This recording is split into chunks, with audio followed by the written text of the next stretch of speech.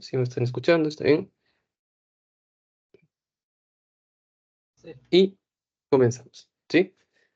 Tenemos traumatismos del hombro, ¿está bien? Como, esta parte creo que no me escucharon tampoco. Ya, entonces primero vamos a dividirlo, ¿no? En sí, para miembro superior tenemos 4 partes, ¿sí? La parte del hombro, ¿sí? Todo lo que es luxaciones y fracturas del hombro. La parte de brazo, ¿no? Comprometido solamente el húmero. La parte del antebrazo, ¿está bien? Y la mano. O sea, son 4 temas, por decirlo así. Y de esos 4, solo vamos a ver 3, ¿ya? La parte de mano no me alcanzó, pero les voy a decir 2 cositas que tienen que recordar en mano, ¿sí? 2 cositas. Bueno, hasta 3. ¿Está bien? Listo. Entonces, iniciaríamos con lo que son traumatismos del hombro, luxaciones y fracturas. Ahora sí, para no demorar, chicos. No demoramos, no demoremos. Ya. Entonces, un poquito de anatomía del hombro. El hombro está compuesto, ¿por qué? Por las articulaciones que se van a dar entre 3 huesitos. ¿Está bien? Primero tenemos la clavícula, tenemos la escápula y el húmero. ¿Qué parte de el húmero? Subficies proximal. ¿Sí? Luego, en sí, ¿cuántas articulaciones vamos a tener? Si son 3, uno pensaría, ok, tenemos a lo mucho 2 articulaciones, ¿no? O sea, tendríamos acá una entre la clavícula y la escápula, o sea, el acromio, esta parte de aquí, la articulación acromio-clavicular, y otra que sería entre la escápula y el húmero, ¿sí? Ahí hay otra. Pero, aparte de esas 2 articulaciones, tenemos 3 más, ¿sí? ¿Cómo así? Entonces, cuando nosotros hablamos de las articulaciones, podemos dividirlas en verdaderas y falsas. Ojo, articulaciones del hombro, ¿sí? Entonces, eh, de las que hemos hablado, están dentro de las verdaderas, ¿sí? Por ejemplo, hablamos de la acromio clavicular, ¿sí? Entre acromio y clavícula, ¿verdad? Ya. Luego hablamos de la, perdón, esta no es, esternoclavicular no es, ¿ya? Hemos hablado de la glenohumeral. ¿Dónde está? Aquí está. Glenohumeral, ¿sí? Ahí está. O escapulohumeral, cualquiera de las 2 formas. ¿Y cuál es la que faltaba? Justo la de abajo, ¿no? La que subrayé al último. La esternoclavicular es una que se va a dar entre el esternón. El esternón estaría más o menos aquí. Su manubrio y para este lado, el cuerpito, ¿no? El cuerpo del esternón. Tu corbatita. Entonces, esas 3 serían las verdaderas. Las falsas, ¿cuáles van a ser? La escápulo-torácica, entre escápula y tórax, ¿sí? Porque la escápula es como que un plato, ¿no? Imagínense un plato. Está justo encima del tórax y lo que hace al momento de que tú elevas el brazo, bajas el brazo, o sea, haces aducción o abduces, lo que hace la escápula es deslizarse sobre el tórax, ¿sí? Así es como funcionan más o menos las articulaciones, ¿no? Son dos superficies óseas que se deslizan una sobre la otra. Entonces, escápulo torácica, ¿no? Una de las articulaciones falsas. Y la otra es la subacromial. Ya vamos a revisar esas. ¿Está bien? Entonces, otra cosita importante que tienen que recordar es la presencia de 3 músculos, ¿sí? Uno, tenemos aquí el deltoides. Fíjense, el deltoides se insertaba en la parte de la clavícula, ¿verdad? La parte lateral de la clavícula. Recuerden esto porque va a tomar importancia más tarde. ¿Sí? Entonces, esta de acá es la clavícula, justo donde está la mano, y en la parte lateral, ¿quién se inserta? El deltoides. En la parte medial, fíjense, ¿quién se está insertando? El trapecio, ¿sí? Músculo trapecio. ¿Está bien? Ahora, entre deltoides y este músculo grandote, que es el pectoral mayor, encontramos un surco conocido como el surco deltopectoral, ¿sí? ¿Por qué es importante? Porque por ahí van a pasar arterias, ¿sí? Una arteria y una vena. Esta es la vena cefálica, sí, sí, la vena cefálica. ¿Está bien? Entonces, suficiente con eso. No más. Ya. Aquí abajito, solo para que recuerden estos 2 ligamentos, ¿sí? Que están, aquí está la clavícula, y estos 2 ligamentos están uniendo la clavícula con el apófisis coracoides, ¿sí? Esta articulación de aquí entre clavícula y apófisis coracoides se llama córacoclavicular, ¿sí? Estos son los ligamentos que conforman esa articulación, ¿sí? El trapezoide y el conoide, ¿está bien? Son esos dos ligamentos. También recuerden eso porque va a tomar importancia más adelante, ¿sí? Y por último, casi, casi, casi. Ya, hay dos ligamentos más aquí que van a tomar importancia, ¿sí? Es este ligamento, ¿sí? Son entre el acromion y la clavícula, ¿sí? Tenemos esta especie de cápsula. Esa cápsula está conformada por dos membranitas o dos ligamentos, uno arriba y otro abajo, ¿sí? Que al juntarse esos dos ligamentos forman una cápsula articular. ¿Está bien? Entonces tenemos un ligamento acromio clavicular superior y un ligamento acromio clavicular inferior, ¿sí? Ahí están los dos. ¿Está bien? Están envolviendo la articulación acromio clavicular. Y estos dos de aquí serían los ligamentos córacoclaviculares, porque van de la apófisis coracoides a la clavícula. Y lo último, ahora sí, ¿sí? Es que recuerden, debajo de la clavícula, justo en su tercio medio, ¿quién está? ¿Qué es esto? Nervios, ¿verdad? Plexo braquial. Y esto de aquí vendría a ser la arteria y vena subclavia. ¿Sí? Ya está. Adiós anatomía. Regresemos a la parte de traumatología como tal. Aunque de traumatología también depende mucho de la anatomía. ¿Sí? Entonces, luxación acromioclavicular. Va a ser lo primero que vamos a ver. ¿Qué vendría a ser una luxación? Una pérdida de la continuidad de dos superficies articulares. ¿Sí? Entonces, este de aquí, esta luxación acromioclavicular forma, ¿cómo les digo? A ver, vamos a repasar esto, ¿ya? Miren, ustedes ven a un pacientito que llega con un bultito así, ¿ya? Y el paciente, o sea, refiere dolor. Aparte de eso, tú aplastas justo encima de ese huesito. Es como un huesito que está elevándose. Tú aplastas y se hunde. Y dejas de aplastar y regresa a elevarse, ¿no? Vuelve a elevarse. A eso se le conoce como signo de la tecla. Igual que un teclado, ¿no? Tú aplastas la tecla, se hunde. Sueltas, se levanta, ¿no? O sea, igualito que una tecla. ¿Está bien? ¿Cómo se produce? Caída sobre la cara lateral del hombro. ¿Está bien? Caída sobre la cara lateral del hombro. O sea, tú caes de costado prácticamente. ¿Sí? La clínica, tenemos primero la historia. ¿Qué le preguntamos al paciente? ¿Se ha caído? Va a decir, sí, ¿no? Me he caído. ¿De qué forma? O sea, se cayó y de repente pues viene con dolor de hombro y resulta que se cayó ¿no? Se cayó sentado, o sea, no tiene sentido, ¿no?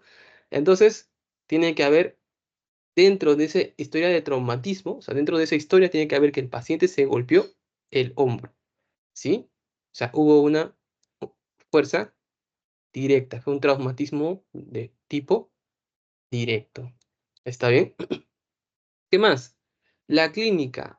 A mí me gusta utilizar esto. ¿Recuerdan la pentada de Celso? ¿Recuerdan que había en la pentada de Celso?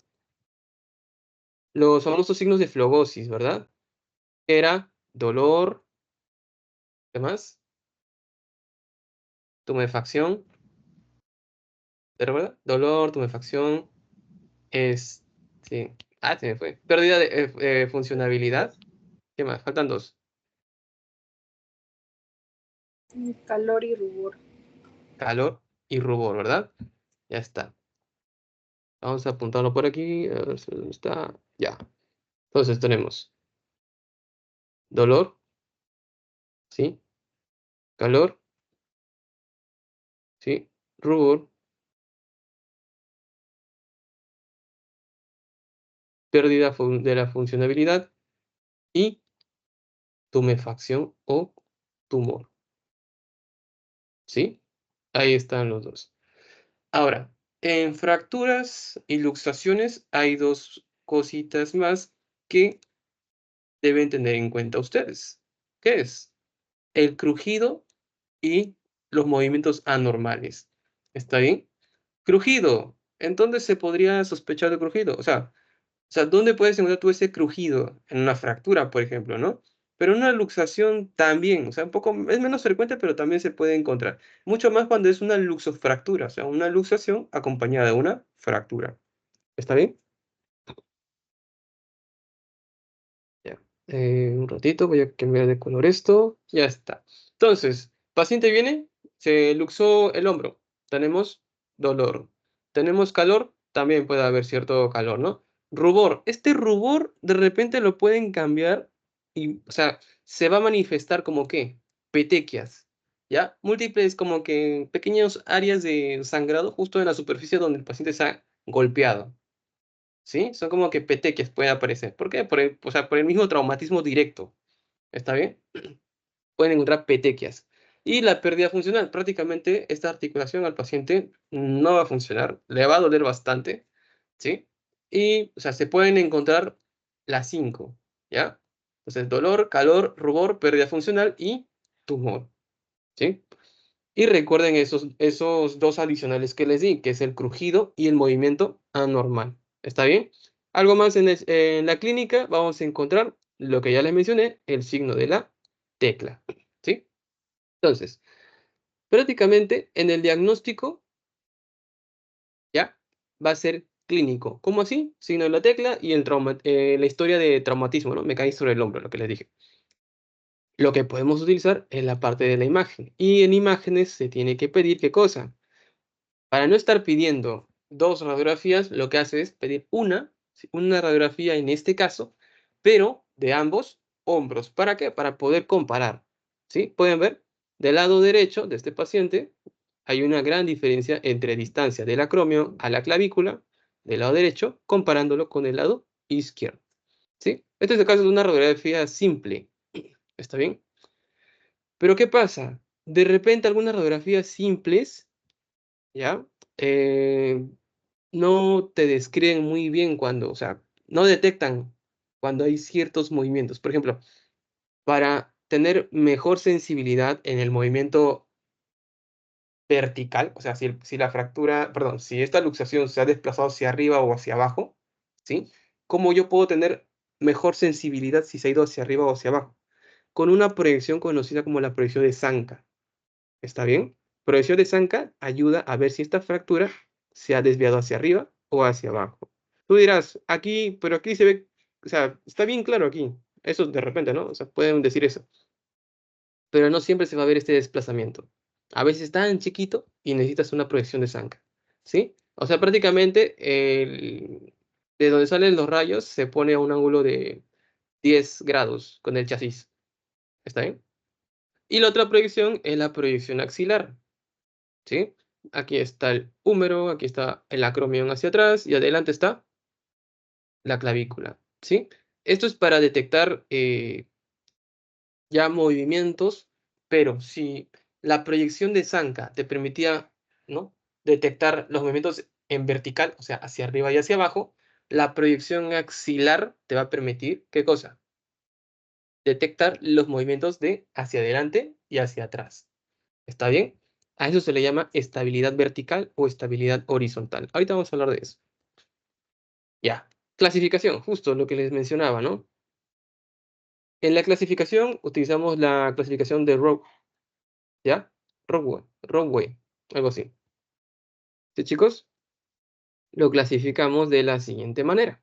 Tenemos el tipo 1 es cuando, recuerden estos ligamentos que les hablé que están envolviendo la cápsula articular entre el acromion y la clavícula, ¿sí? Entonces, el tipo 1 es cuando estos ligamentos, ¿sí? Ligamentos acromioclaviculares se estiran, pero no se llegan a romper. ¿Está bien? Se estiran, hay una distensión. Tipo 2, cuando se llegan a romper, ¿sí? Se han roto, ahí se ve. Tipo 3, ¿ya? Entonces, en el tipo 3 hay ruptura y además hay compromiso de lo que es la fascia deltopectoral. O sea, esta de acá. ¿Recuerdan este músculo de acá y este músculo de acá? O sea, esos dos músculos, ¿no? Deltoides y pectoral están envueltos por una fascia. Cuando hay compromiso de esa fascia, también se le pone clasificación tipo 3. ¿Sí? Ahí está. Tipo 3. El tipo 4 ya te habla de desplazamientos, pero fíjate, ¿hacia dónde se ha desplazado? ¿Se fue hacia arriba o hacia abajo? No, ¿verdad? Se fue hacia atrás. Lo primero que va a hacer es irse hacia atrás. ¿Por qué? Dirás. Porque en este de acá, ¿sí? Fíjate. Algo que me faltó decirles en el tipo 2. En el tipo 2 se han roto los ligamentos acromioclaviculares, pero se han mantenido, ¿quiénes? Los coracoclaviculares. ¿Recuerdan? Estos dos de acá, que forman un triangulito ahí, ¿sí? Esos ahí se mantienen todavía en el tipo 2. Es por eso que no hay desplazamiento, ¿sí? Por eso es que no hay desplazamiento. En el tipo 3, aquí sí ya hay desplazamiento y se va hacia arriba, ¿ya? Se va hacia arriba y rompe la fascia que les mencioné. En el tipo 4, el desplazamiento también se va a dar, pero se va a dar hacia atrás, ¿sí? Es un desplazamiento hacia posterior. En el tipo 5 es cuando el desplazamiento ya eran mayor a 5 centímetros y también hay perforación de la fascia del delto pectoral. Y en el tipo 6 es cuando el desplazamiento no es hacia arriba, ni hacia atrás, ni hacia adelante. El desplazamiento es hacia abajo. ¿Está bien? Principalmente le van a preguntar por estos 4 primeros, ¿sí? Estos 4 son los que más preguntan. Y eso, ¿ya? Lo que más preguntan es por el signo de la tecla y el tratamiento que vamos a ver en un ratito, ¿sí? Ahí está justo. Tratamiento, chicos. El tratamiento va a depender si es que hay o no hay estabilidad, ¿sí? O sea, si están rotos esos ligamentos coracoclaviculares, recuerden, los coracoclaviculares son los que impiden que la clavícula se vaya hacia arriba, ¿sí? Fíjense, o hacia atrás también. Estos ligamentos coracoclaviculares, al estar ahí intactos, la clavícula no se va hacia arriba. Pero al romperse, incluso la clavícula se va tan arriba que hasta desaparece, ¿no? Ya. Aquí en el tipo 4 se ha ido hacia atrás. Entonces, lo que depende es si es que están intactos o no están intactos, ¿sí? Básicamente en el tipo 1, reposo nada más, ¿sí? Pero cuando ya hay tipo 2, tipo 3, tipo 4, depende si es que está o no está intacto, ¿qué cosa? Los ligamentos coracoclaviculares. ¿Está bien? Entonces, tipo 1 y tipo 2, ¿qué les dije? Están intactos, ¿verdad? Los ligamentos coracoclaviculares. Entonces, va a ser un tratamiento conservador. Podemos ponerle un cabestrillo, que es esto de acá, ¿sí? Podemos ponerles bandas alrededor del cuerpo. Esas bandas pueden buscar banda en 8 o vendaje en 8 y le va a salir. Se suele poner una vuelta alrededor del brazo y dos alrededor del cuerpo, ¿sí? Y luego se continúa, o sea, con vendaje nada más. Una vuelta alrededor del brazo y dos alrededor del cuerpo. Una alrededor del brazo y otra vez dos alrededor del cuerpo, ¿sí? Ya. El tratamiento quirúrgico sí o sí se va a pedir en qué casos, en el tipo 4, en el tipo 5 y en el tipo 6.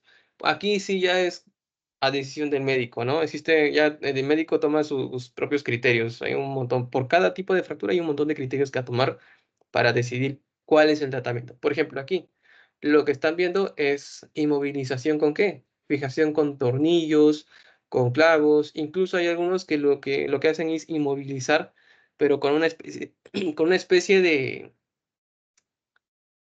son cuerditas, ¿sí? Bueno, no sé si decirle cuerditas, la verdad no sé el nombre, pero lo que hacen es como si amarraran, ¿ya? Y esas cuerditas lo que hacen es impedir que el huesito se levante, ¿sí? Como en el signo de la tecla, impiden ese levantamiento de la clavícula. ¿Está bien? Listo.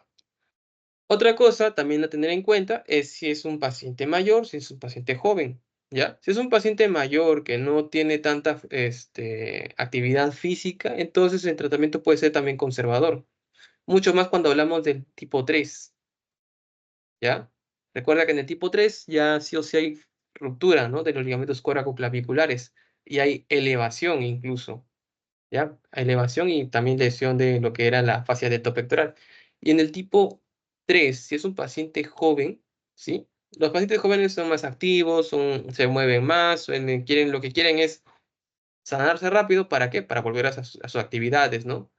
Entonces, lo que se suele requerir aquí es tratamiento quirúrgico. ¿Está bien? Tratamiento quirúrgico. Algo interesante también sucede ahora en la fractura de clavícula, ¿sí? Dentro de las fracturas de clavícula, acá hay datos ya estadísticos, ¿sí? Pueden leerlo, pero en lo que me voy a centrar es, primero, fíjense, para las fracturas de clavícula nosotros utilizamos la clasificación de Allman, ¿sí? La clasificación de Allman te divide a la clavícula en tres partes, ¿sí? un tercio externo, un tercio medio y un tercio interno. Dentro de estos 3 tercios, ¿dónde es que se produce la mayor cantidad de fracturas? En el tercio medio, ¿sí? Ahí dice, de 50 a un 80% de las fracturas se van a producir en el tercio medio. ¿Está bien? Ahora, ¿cuál es el principal problema con estas fracturas? ¿Sí? Bueno, nuevamente acá, yo les dije, chicos, ¿qué huesito, perdón, qué músculo se insertaba en la parte proximal de la clavícula? El esternocleidomastoideo, ¿sí? Ahí está arribita, y con una flecha hacia arriba. ¿Se dan cuenta? ¿Y qué músculo se insertaba en el tercio externo de la clavícula? El pectoral mayor, ¿sí? ¿Y con qué flecha está? Hacia abajo. ¿Se dan cuenta? O sea, el esternocleidomastoideo tira de la clavícula hacia arriba y el deltoides tira a la clavícula hacia abajo. Entonces, ahí crea una inestabilidad, ¿sí? O sea, es un punto inestable cuando se producen las fracturas de clavícula. Tú quieres poner los dos extremos así, pero mientras que el extremo proximal se va hacia arriba, el otro se va hacia abajo. Ese es el principal problema. ¿Está bien? A pesar de esto, la mayoría de las fracturas de clavícula, ¿sí? La mayoría, se basan en un tratamiento conservador. No es necesario operar, ¿sí? No es necesario. Pones un cabestrillo y es suficiente para impedir que la parte proximal de la clavícula ascienda. Pero eso sí, perdón, ya, ahora sí. Como no hay una reducción completa, o sea, siempre va a haber como que cierto desplazamiento, ¿verdad? No va a estar reducido al 100%, va a haber un pequeño desplazamiento siempre. Entonces, como no hay una reducción completamente anatómica, a veces queda un pequeño bultito, ¿sí? Y eso a muchos pacientes no les gusta. Entonces, lo que suelen hacer la mayoría es, ¿qué cosa? Reducir con cirugía. ¿Está bien? Pero eso a la larga, pues, no sé la verdad qué tan beneficioso sea, porque bueno, cuando yo roté en traumatología, vi 2 casos de 2 pacientes que se sometieron a cirugía porque, pues, tenían fractura de clavícula y vi que una cicatriz enorme lo que le dejaron. Y, pues, prefiero quedarme con ese bultito que queda que a una cicatriz enorme, ¿ya? Una cicatriz del tamaño de toda la clavícula prácticamente le dejaron. Entonces, ¿qué tan, no sé, la verdad, qué convendría más? Pero, ojito, deben tener en cuenta, ¿sí? Que el tratamiento conservador va a ser siempre y cuando no haya un compromiso vascular o nervioso. ¿Por qué? Fíjense acá, nuevamente. ¿Dónde es el mayor porcentaje de fracturas de clavícula? En el tercio medio. Y en el tercio medio, justo en la parte inferior del tercio medio, ¿qué está pasando? ¿Se dan cuenta? Justo debajo de ese tercio medio está el plexo braquial, está la arteria subclavia y la vena subclavia. Cuando no hay compromiso de esos, o sea, no hay compromiso de plexo braquial, de arteria o vena subclavia, el tratamiento puede ser conservador también. Pero si hay compromiso de esos, de repente hay, eh, ¿cómo se llama esto? Se produjo la fractura, ¿sí? Y un extremo está sobresaliendo, cortó la piel, incluso está sobresaliendo, produjo una fractura abierta. Ahí sí tienes que reducir con cirugía también. ¿Está bien? Porque prácticamente ya se hizo una herida ya en la superficie de la piel. Ya solamente termina de abrir, ¿para qué? Para terminar de reducir. ¿Está bien? En esos casos podrías, sí, requerir una cirugía, ¿sí? Pero después de eso, la mayoría de fracturas de clavícula es con tratamiento conservador. ¿Sí? Dentro del mecanismo de lesiones tenemos caídas sobre el mismo hombro, ¿sí? Caídas sobre la mano extendida. Y esto, pues, produce un tipo de fracturas. ¿Recuerdan las fracturas? Teníamos 2 tipos de mecanismos, ¿no? Las fracturas directas y las indirectas. Entonces, una fractura directa es cuando hay una lesión sobre el lugar donde se va a fracturar. Pero una fractura indirecta es cuando la fuerza está lejos, ¿verdad? Entonces, en este caso, la fuerza, tú caes sobre tu mano, ¿sí? Y la fuerza viaja por todo el antebrazo, por el brazo, ¿sí? Y ¿Dónde va a terminar la fuerza? Justo a nivel de la clavícula. Termina rompiéndose en la clavícula en esos casos. ¿Sí? Entonces, caída sobre la mano extendida también. Listo. Y la otra es una contusión directa sobre el hombro con un 7%. O sea, un golpe de frente, ¿no? Sobre el hombro. Ya. ¿Dónde está la clasificación de Allman? Ya les mencioné, ¿sí? La que divide las fracturas en tercio proximal, tercio medio y tercio interno. Y el diagnóstico, ¿sí? Igualito. Hay un antecedente de traumatismo. En el examen físico vamos a encontrar, ¿qué cosa? Pentada de descenso, ¿no? Dolor, tumor, rubor, tumefacción o tumor, pérdida funcional. ¿Está bien? Todo eso. ¿Va a haber crujido? También hay crujido. ¿Hay deformidad? Claro, hay deformidad. Incluso mucho más cuando el hueso está sobresaliendo, ¿no? Perforó la piel y está sobresaliendo, una fractura abierta. ¿Sí? Y la posición antálgica también es precisa. O sea, ¿cómo? El paciente, cuando hay una luxación de hombro o una luxación, una fractura de clavícula, la posición que normalmente adopta es esta. Fíjense, ¿qué está haciendo? Agarra la mano lesionada, ¿sí? En la extremidad lesionada con la mano sana, ¿sí? Es lo que normalmente hace. ¿Sí, chicos? Entonces, ya saben, posición antálgica, es eso, ¿sí? Y recuerden las posiciones antálgicas porque hay más, ¿ya? En luxación de hombro también vamos a ver que hay otras posiciones antálgicas, por ejemplo, con la mano hacia arriba. Y listo. Entonces, dentro del tratamiento, ya les hablé del tratamiento. Creo que hay más. No, ya no hay más. Ya. Entonces, del tratamiento, conservador. La mayoría de casos, hasta un 90% de los casos es conservador. ¿Sí? Tratamiento quirúrgico. ¿Cuándo le dije que hay tratamiento quirúrgico? Cuando hay una fractura expuesta. ¿Sí? Un pedacito o una de las partes perforó la piel y pues produjo una fractura abierta. ¿Sí? Lesión neurovascular, también hay interrupción de la piel o nuevamente, ¿no? De cuando se perfora la piel. Fracturas bilaterales. ¿Por qué fracturas bilaterales? Porque fracturas bilaterales, recuerden, o sea, prácticamente el paciente va a quedar con una sola extremidad funcional, la otra va a estar inmovilizada, ¿sí? Y cuando se produce una cirugía, o sea, cuando se hace cirugía, no es necesario esperar a que consolide el hueso, ¿sí? No es necesario esperar a que consolide el hueso para que el paciente pueda volver a sus actividades diarias. O sea, se produce una fractura, operas, si es en clavícula, esperas una semana, semana y media y el paciente puede empezar a movilizar ya el brazo, ¿sí? Pero en caso, cuando se produce una fractura y lo que haces es tratamiento conservador, tienes que esperar más tiempo, ¿sí? Y ahora eso hay que extrapolarlo a una fractura bilateral. Si el paciente se mantiene con sus dos brazos inmovilizados, prácticamente no va a hacer nada, ¿no? Entonces, lo ideal ahí es operar ambos lados. ¿Para qué? Para que puedan regresar lo antes posible a sus actividades diarias. ¿Está bien? Y el hombro flotante es cuando hay una fractura. O sea, esta fractura de clavícula se acompaña a su vez de una fractura de escápula. ¿Sí?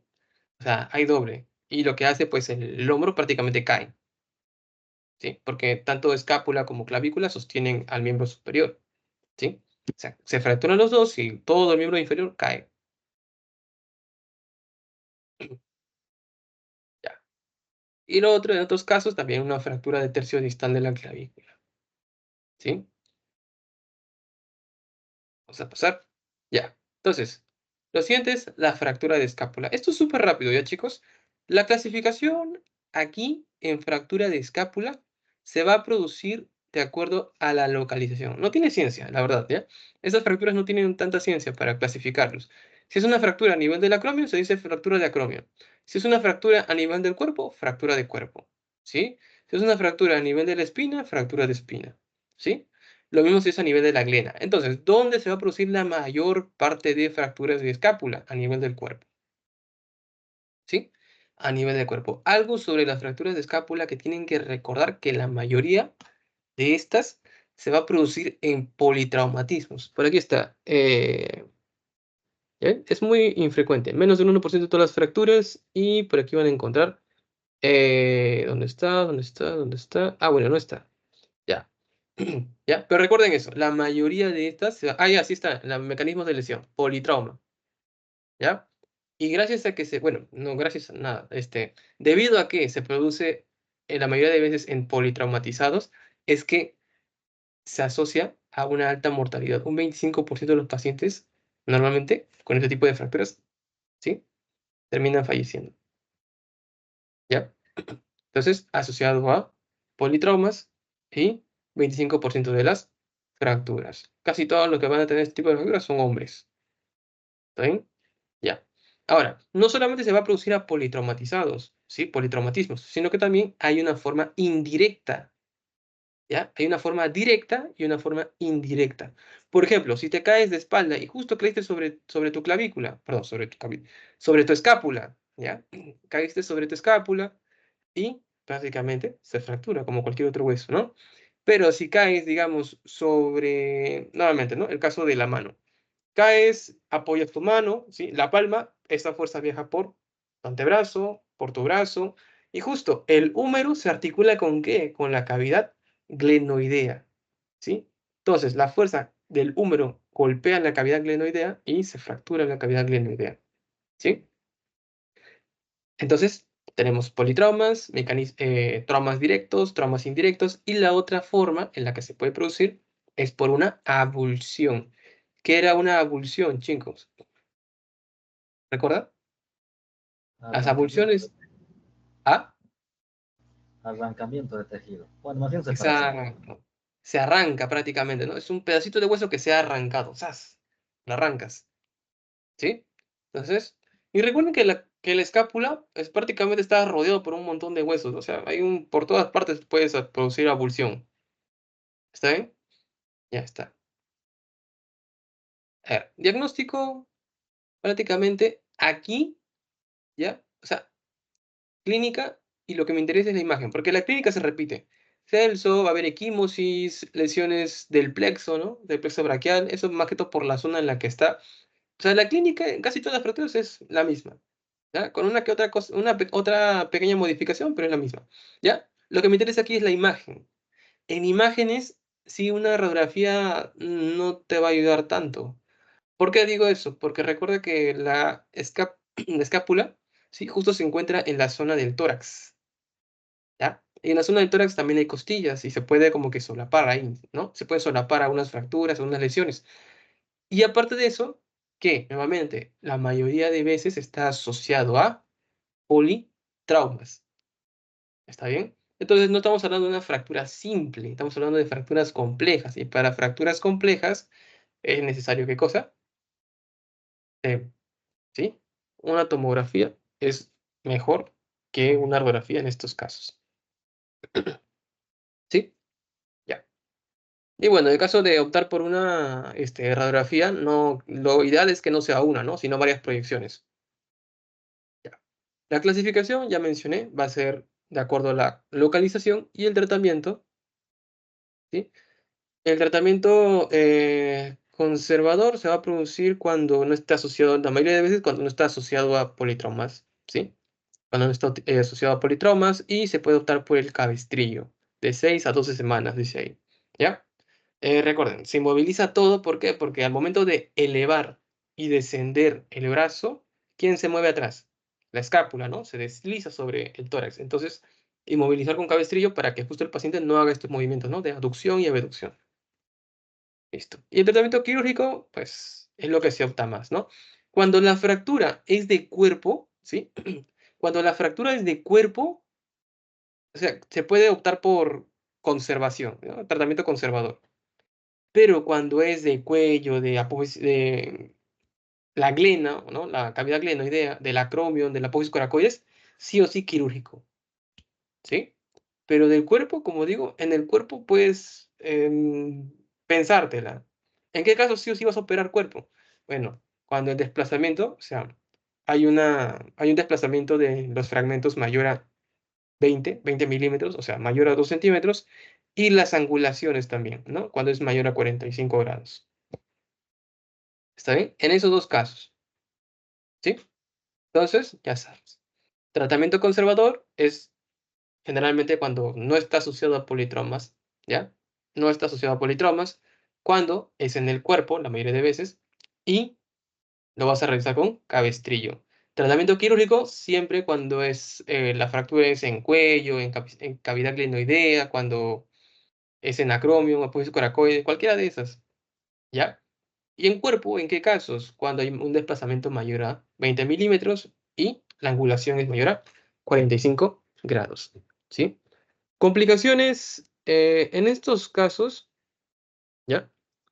Lo que puedes encontrar son las consolidaciones viciosas, o sea que el hueso consolida, pero no está en su posición anatómicamente, pues, ¿no? La normal, ¿ya? Puede haber lesiones de nervios, como cuáles, el supraescapular, ¿sí? Es un nervio que va justo por aquí encimita, justo por ahí, ahí te estoy pintando esa parte, justo ahí donde está de amarillo, por ahí pasa el nervio supraescapular, ¿sí? Y la artritis postfractura, vamos a hablar de eso en un ratito, ¿ya? La artritis postfractura. Bueno, ya les menciono rápido.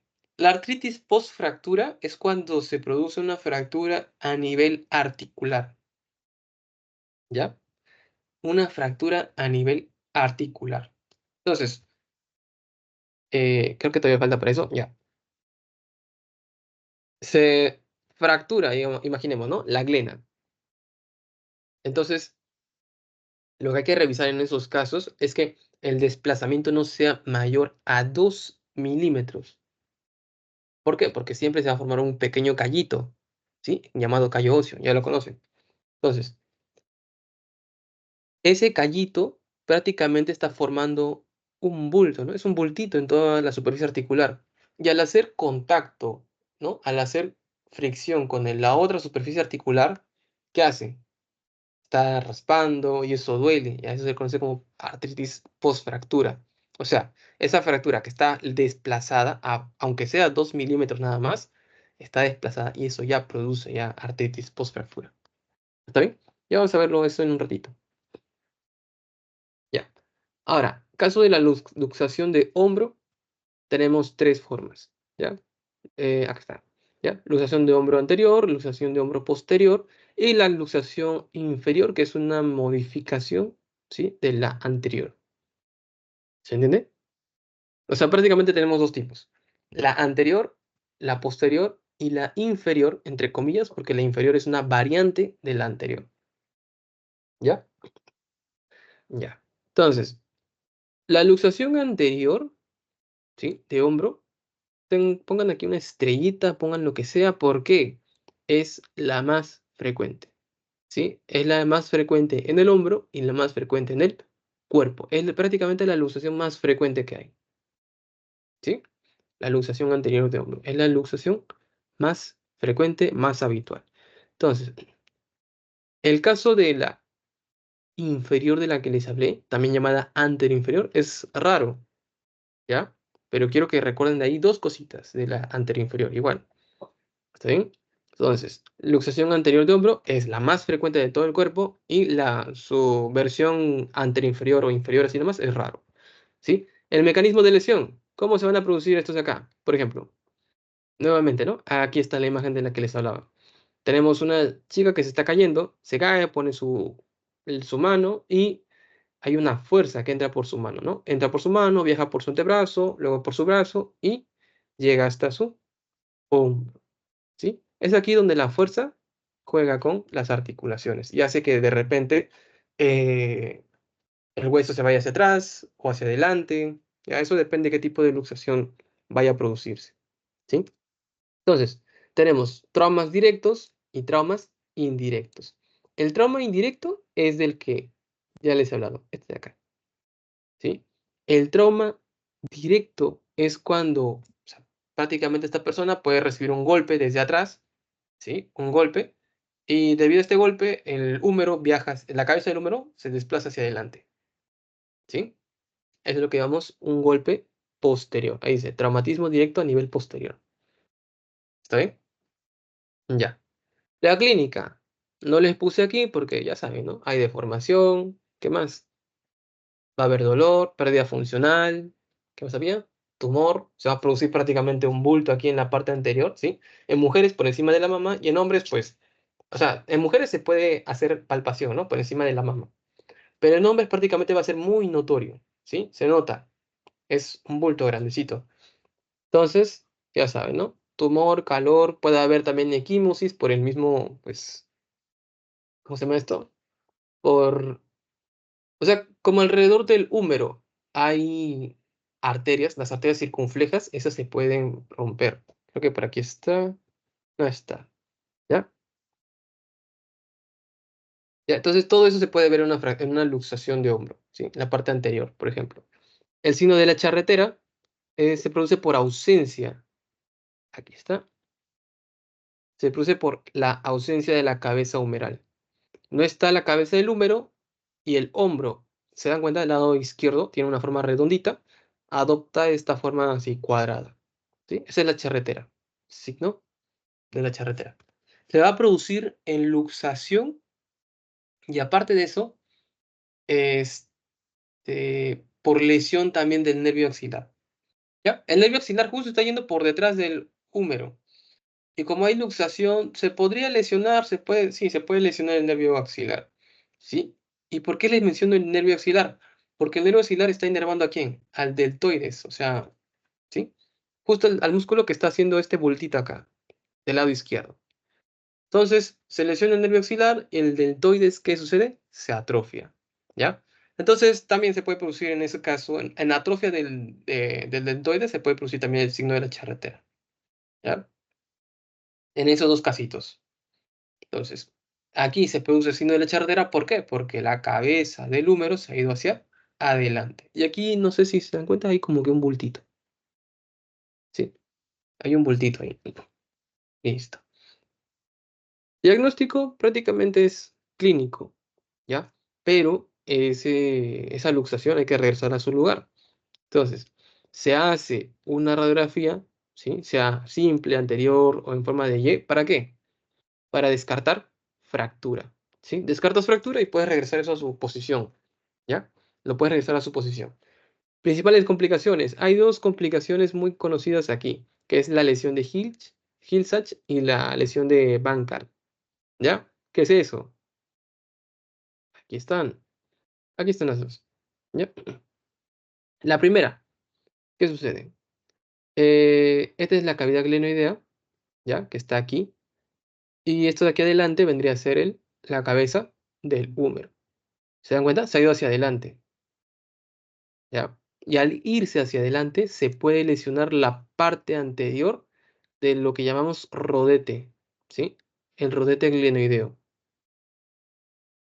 ¿Se dan cuenta? Se ha lesionado. Puede como que producir, entre comillas, una insuficiencia, ¿ya? Insuficiencia funcional. Entonces, ¿qué se produce cuando hay, uno, esta lesión a nivel de la cápsula glenoidea o rodete glenoideo?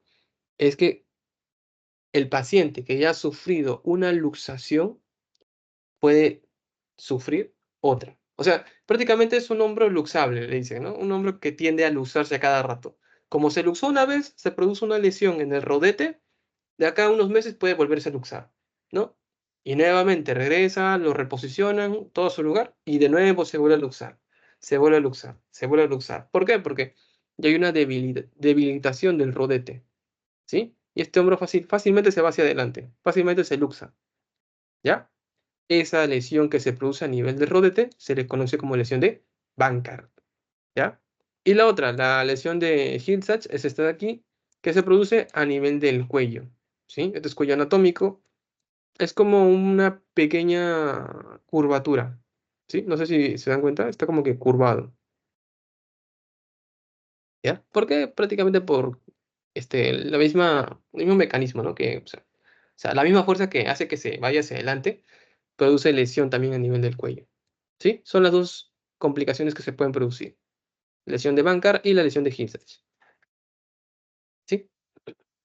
Ya. Tratamiento. Ya les dije, ¿no? Viene el paciente con una luxación anterior, ya la han diagnosticado, con clínica nada más.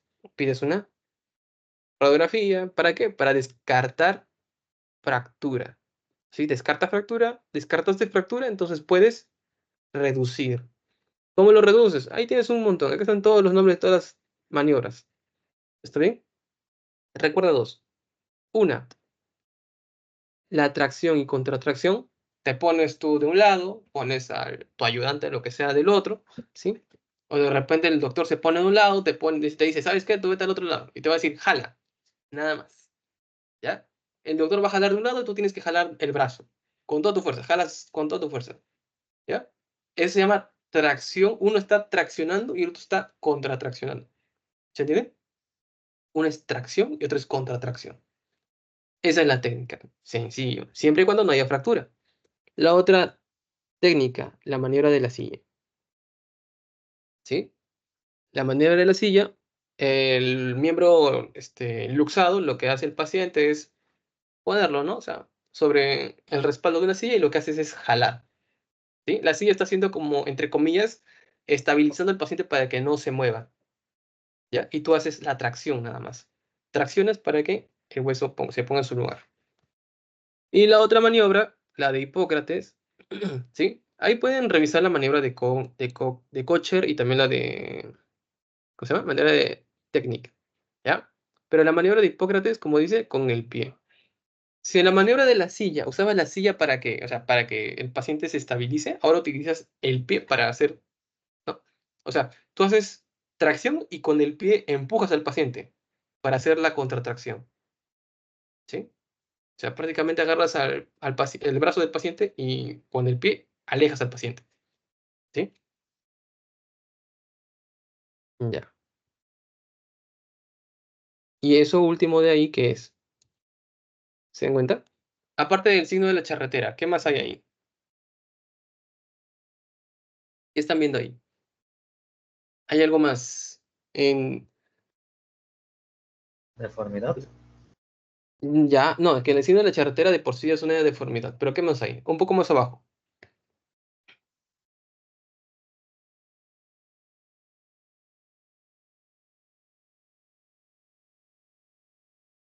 Una posición antálgica, ¿verdad? ¿Qué está haciendo el paciente? Sostiene, Te está sosteniendo el brazo. exacto, pues sostiene el brazo lesionado, ¿no? ¿Sí? Sostiene el brazo lesionado con el miembro sano. ¿Está bien? Todo eso es sobre luxación de hombro. Luxación posterior. Fíjense. Ah, y otra cosa. ¿En qué posición está? ¿Ese húmero está en rotación interna o rotación externa? La posición antálgica aquí son varias cositas, ¿ya? Recuerden esto. Vamos a describir mejor esta posición antálgica. Miren esto, miren esto, ¿ya? Compárenlo con este brazo.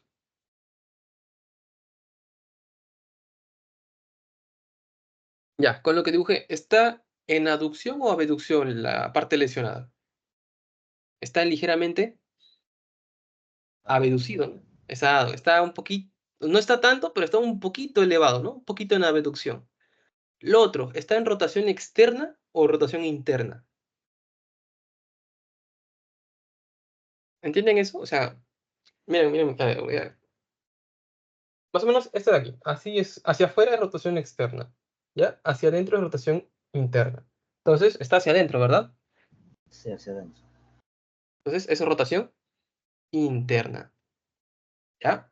¿Por qué lo digo? Porque en una, ¿cómo se llama esto? En una luxación posterior es lo contrario. Si aquí está, o sea, está en ligera abducción, ¿verdad? Está en ligera abducción y está en rotación interna. Ahora fíjense acá, ya, ahí abajito. ¿Cómo está el brazo? El brazo está en, ahí mismo dice, en aducción.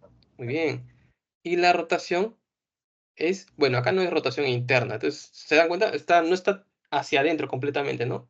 No está pegado al cuerpo, sino que está un poquito hacia afuera. ¿Ya? Ahí dice rotación interna, pero bueno. En sí, la rotación interna está como que, ¿cómo se dice esto? Limitada. ¿Ya? Ay, mira que está. Rotación externa bloqueada. ¿Ya? Entonces, ¿Dónde está? ¿Dónde está? ¿Dónde está? Ya. Datos es mucho menos frecuente, ¿ya? Mientras que la luxación anterior es lo más frecuente, aquí la rotación posterior es mucho menos frecuente, de 2 a 5% de las luxaciones de hombro, ¿ya? Perdón, de las lesiones de hombro. El mecanismo de lesión. Tú tenías, por ejemplo, ese caso en el que te golpeaban por detrás y el húmero iba hacia adelante, ¿verdad? Ahora lo contrario. Tienes el caso en el que te golpean por delante y el húmero va a ir hacia atrás, ¿sí? Un traumatismo directo. ¿Está bien? Un traumatismo directo puede producir eso. O sea, un golpe de hacia adelante y el húmero va a ir hacia atrás. Lo otro, cuando te caes, ¿cómo te vas a caer? En aducción y rotación externa. Perdón, en rotación interna. ¿Sí? Y lo otro puede ser pues, por contracciones violentas, como dice ahí. ¿Ya? Por ejemplo, en casos de, ¿cómo se llama esto? Un, no me gusta decir, ya, una pelea callejera. Creo que tiene otra forma de decirlo más adecuado para YouTube. ¿Sí? Bueno, ¿sí? Caso de clínica. Clínica no lo puse, ¿por qué? Celso, ¿no? Hay dolor, hay tumor, ¿sí? Pacientes delgados, se va a notar claramente. Pacientes obesos, ahí sí puedes pues, intentar palpar, ¿no? ¿Qué más? Perdón, ya. Eh, Prominencia posterior, también lo mencioné. Eh, ya, el aplanamiento anterior. El aplanamiento anterior se produce justo porque, como la cabeza del húmero normalmente. Bueno, eso se nota más en personas que andan con los hombros hacia adelante, ¿ya? O sea, un hombro está hacia adelante y el otro está prácticamente plano. ¿Por qué? Porque el húmero se ha ido hacia atrás, ¿ya? Por eso, o sea, fíjense en la persona, por eso tienen que comparar ambos lados. ¿Está bien? ¿Por qué? Porque normalmente, o sea, una persona que esté con los hombros bien posicionados puede tener problemas ahí, ¿no? Pero una persona que anda con los hombros hacia adelante, o sea, que tiene los hombros así, ¿ya? Posiblemente tú ves un hombro aquí y este hombro está normal, ¿no? Pero si este hombro desaparece, prácticamente el húmero puede estar hacia atrás, ¿ya? Ya. Tratamientos de reducción.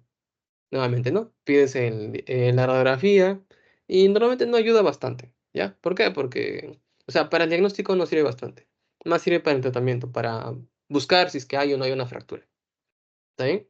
Entonces, a lo mucho, en una luxación, si es que preguntan, lo que se puede ver es un húmero así, de esta forma, ¿sí? A lo que llamamos un número en forma de foco, ¿ya? O bombillo, perdón, ese es el nombre correcto, bombillo, ¿sí? Y las otras dos maniobras son la parte de la tracción y la contratracción con sábana, ¿sí? O sea, pides una radiografía, chévere, ese paciente ya, ¿cómo se dice esto? ¿Dónde está? Ya. Ese paciente ya descartaste, no tiene fractura, no tiene nada más, entonces lo único que tenía era la luxación, ¿sí? Pasamos a la maniobra de tracción y contratracción, ¿sí? O sea, uno jala de un lado, el otro jala del otro, jalan y posicionan ese húmero en su lugar, ¿sí? Listo. Entonces, lo último, aquí está, ¿sí? La variante de la luxación anterior. ¿Qué es esto? Una luxación inferior. Y fíjense, ¿cuál es la posición antálgica aquí? El paciente está sosteniendo, ¿no? Su brazo lesionado con el brazo sano, ¿sí? Está. Posición antálgica es que el paciente está con el brazo lesionado hacia arriba, ¿ya? Hacia arriba y lo está sosteniendo con su brazo sano. ¿Está bien? Hacia arriba por encima de la cabeza. Tratamiento igualito, ¿no? Tracción, contratracción. Y el diagnóstico, pues por radiografía, como les digo, no es tanto para el diagnóstico, sino más para descartar, ¿no? Descartar fracturas. ¿Sí? Ya. ¿Querés? Ya, son las 5, chicos. A ver, ¿cómo vamos? Ya. Avanzamos unas cuantas diapositivas más, ¿ya? Y después vamos a un break. Ya. Tenemos aquí nuevamente, ¿no? vamos a ir a fracturas de húmero.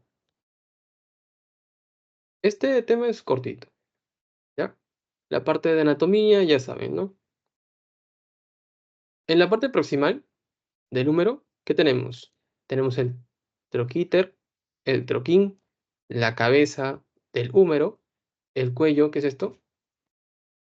Este de aquí es el cuello anatómico y justo por donde están pasando las arterias es el cuello quirúrgico, ¿ya? Es importante, ¿por qué? Porque justo ahí es donde se produce la mayor parte de las fracturas, ¿ya?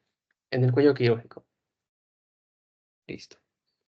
Ya. Todo esto vendría a ser la diáfisis del húmero, no hay mucho que explicar acá. Ya. Tenemos, nuevamente, ¿no? Este cuadrito ya lo hemos visto la semana pasada, ¿sí? Lo primero que hay que hacer para el método de diagnosticar, iniciamos con la anamnesis, el examen físico, luego las imágenes y laboratorio, ¿sí? Entonces, al momento de hablar de desplazamiento de las fracturas y las angulaciones, hay que tener estos dos criterios en cuenta, ¿sí? Uno, se considera desplazamiento cuando una fractura está desplazada más de 1 centímetro. Y el otro es cuando hay una angulación mayor a 45 grados, ¿no? Eso nada más. Son cositas adicionales que de repente me olvidé ponerlas en las otras diapositivas. Ya. Entonces, para fractura de húmero se suele utilizar este tipo de clasificaciones, ¿ya? Conocida como las 4 partes de Codman, ¿sí? Son justo esas 4 partes de las que les hablé. Hacia arriba, el número 1, tenemos la cabeza, ¿sí? Hacia abajo tenemos el 2 y el 3. El 2 que vendría a ser el troquíter y el 3, troquín. Muy bien. Listo. Y la 4 vendría a ser ya la parte de la diáfisis, ¿no? Entonces, tenemos esas 4 partes para ir a la clasificación de nido. Me dirán, tengan en cuenta, perdón, ya. Tengan en cuenta que estas 4 partes se llaman 4 partes de Codman, ¿ya? Ojo, estas 4 partes de Codman. Y la clasificación como tal es la clasificación de NIR, ¿ya? Que, o sea, hace la clasificación de fracturas de acuerdo a las 4 partes de Codman, ¿sí? ¿Se entiende eso? ¿Sí, no? Ya. Entonces, ¿cómo vamos a entender, para que entiendan la clasificación de NIR, ¿ya? Primero, ten en cuenta si es que se ha fracturado en 2, en 3 o en 4 partes, ¿sí? La última va a ser si es que se compromete la superficie articular, ¿sí? ¿Está bien? Y aquí abajito ya tenemos algunos anexos, ¿no? Si es que hay luxación con fractura, ¿sí? O si incluso si hay dehiscencia, ¿ya? Vamos a ver eso más adelante. Entonces, cuello anatómico, ¿no? Digamos esto, perdón. Tenemos una fractura de 2 partes dentro de la clasificación de Dehn. Si es que se produjo a nivel de cuello anatómico, si se produjo a nivel del cuello quirúrgico, de repente se produjo a nivel del troquíter o a nivel del troquín, ¿no? La cosa es que es una fractura de 2 partes. Pero aparte de eso, ¿es solo fractura o también es luxación? Si es una luxación, de repente puede ser una luxación anterior o una luxación posterior, ¿sí? Ya, lo mismo para las 3 partes, ¿no? En 3 partes puede ser una fractura de 3 partes con troquíter o una fractura de 3 partes con troquín, ¿sí? Aparte de eso, si es que hay luxación, puede ser una luxación anterior o una luxación posterior, ¿sí? Igualito para la fractura de 4 partes, ¿no? La fractura de 4 partes se producen las 4 partes de Codman, ¿sí? Igualito. Acá arriba pueden ver la cabeza, aquí atrás el troquíter, aquí adelante el troquín y abajo ya la diáfisis. ¿Está bien? Igualito. Si hay esta fractura está asociada a una luxación, si es anterior o si es posterior. ¿Sí? O de repente o sea, es una fractura que no se produjo, o sea, dividiendo en las 4 partes de Codman, sino que comprometió la superficie articular. ¿Sí? Ojo, mira acá, las 4 partes de Codman no te comprometen la superficie articular. ¿Ya? Pero la clasificación de NIR sí toma en cuenta, ¿ya? Sí toma en cuenta la superficie articular y pone aquí un extra, ¿no? Entonces, si compromete la superficie articular, lo único que queda es saber si hay una luxación anterior o una luxación posterior, ¿sí? Y la diesencia es cuando se compromete la superficie articular y puede haber también una deformidad, lo que es la superficie, ¿no? Puede aplastarse tanto que, pues, prácticamente eso, ¿no? Se aplasta, se deforma esa región, ¿sí? Así se puede entender la diesencia. Ya. En imágenes encontramos la anteroposterior, conocida como anteroposterior corregida. Ahí lo pueden ver, ¿sí? Lo que se hace es al paciente ponerlo en un ángulo de 35 o 40 con respecto al chasis y ¡zas! Se saca ahí, ¿no? ¿Para qué? Para poder ver toda la superficie articular, ¿sí? Y no, que no se superponga, ¿no? En la cabeza de el húmero con la cavidad glenoidea, ¿sí? Es un poquito más sensible para las fracturas. La otra es el perfil escapular o la radiografía en Y. ¿Por qué radiografía en Y? ¿Ven ahí la escápula? Prácticamente está dibujando una Y, ¿sí? Una Y. Está. La radiografía de perfil escapular o radiografía en Y. Y lo otro es una proyección axilar o de Belpau, ¿sí? Es esa, ya hemos visto esto, ¿no? Va de arriba hacia abajo. Sí hemos visto. Aquí, ¿ya? Y bueno, chicos, pregunta para ustedes. ¿En qué casos pedirían una tomografía? Son dos casos. Bueno, hay más, pero, o sea, ¿en qué casos pedirían una tomografía? ¿En qué se les ocurre? Para una fractura articular. Muy bien, una fractura articular. ¿Y qué más? Daño a órganos blandos. Ya, también. O sea, si hay lesión en arterias, si hay lesión, ¿no? O lesión de nervios, puede haber también. Bueno, que con lesión de nervios se puede detectar, ¿no? Si es que hay mano en gota, mano en garra, mano de predicador, de repente. Se puede detectar ahí. Pero perdón, una tomografía también se podría pedir cuando hay lesiones complejas. Una fractura, pues, de varias partes, ¿sí? A eso me refiero con complejo. O con minuta también lo pueden llamar, ¿sí? Pero muy bien, con la fractura articular, muy bien. Ya entendieron la parte de fractura articular, eso está bien, ya. Entonces, siguiendo con fracturas de húmero proximal, aquí está, ¿no? El tipo de tratamiento puede ser conservador o tratamiento quirúrgico, ¿ya? ¿En qué casos vamos a pedir tratamiento conservador? La mayoría de casos, ¿sí? Se puede pedir cabestrillo o yeso cuando no hay desplazamiento significativo, ¿ya? Pero cuando sí hay desplazamiento, por ejemplo, puede ser una fractura ya de varias partes, ¿no? Se produjo fractura de dos partes, ¿sí? La mayoría de veces no hay desplazamiento, ¿ya? Pero, por ejemplo, aquí, yo les pongo este caso. La fractura de... Uy, ¿dónde está? Allá, justo. Este... ¿Cómo se llama esta fractura? Ah, ya, la fractura de troquíter, ¿ya? Fíjense. Troquíter, troquín, ya. Eso se puede producir, por ejemplo, en una abulsión, ¿sí? Y como el músculo se está insertando ahí, lo puede jalar. Y pues prácticamente el desplazamiento va a ser mayor a 1 centímetro, mayor a 2 centímetros, ¿no? ¿Por qué? Porque el músculo lo está jalando, ¿sí? Y en esos casos sí es necesario. Puedes optar tratamiento quirúrgico o puedes hacer fijación externa. ¿Recuerdan esos fierritos? De repente ya lo habrán visto ya ahí los pacientes hospitalizados ya lo habrán visto. Paran con sus fierros ahí atravesado todo, ¿ya? Clavos. Ajá. Son fierritos, no son clavos. O bueno, también se pueden, a veces usan con taladro también, fijación externa con taladro, ¿ya? Ese es un ejemplo, o sea, por ejemplo, en este caso, por abulsión, pueden optar por cirugía también, ¿sí? Pacientes adultos mayores con baja actividad, perdón, con baja actividad ósea, sería lo adecuado, ¿sí? ¿Por qué? Porque en estos pacientes, como ya son mayores, tienen cierto grado de osteoporosis y el hueso tiende a no sanar fácilmente, ¿ya?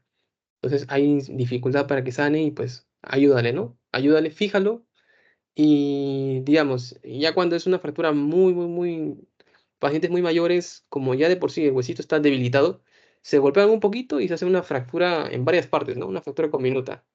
En esos casos lo que puedes hacer es una prótesis, ¿ya? Porque, o sea, a un hueso que no fácilmente va a sanar, aumentale que se produce una fractura comminuta, mejor Ponle una prótesis, ¿sí? Ahí está, unos ejemplos de prótesis. Ya.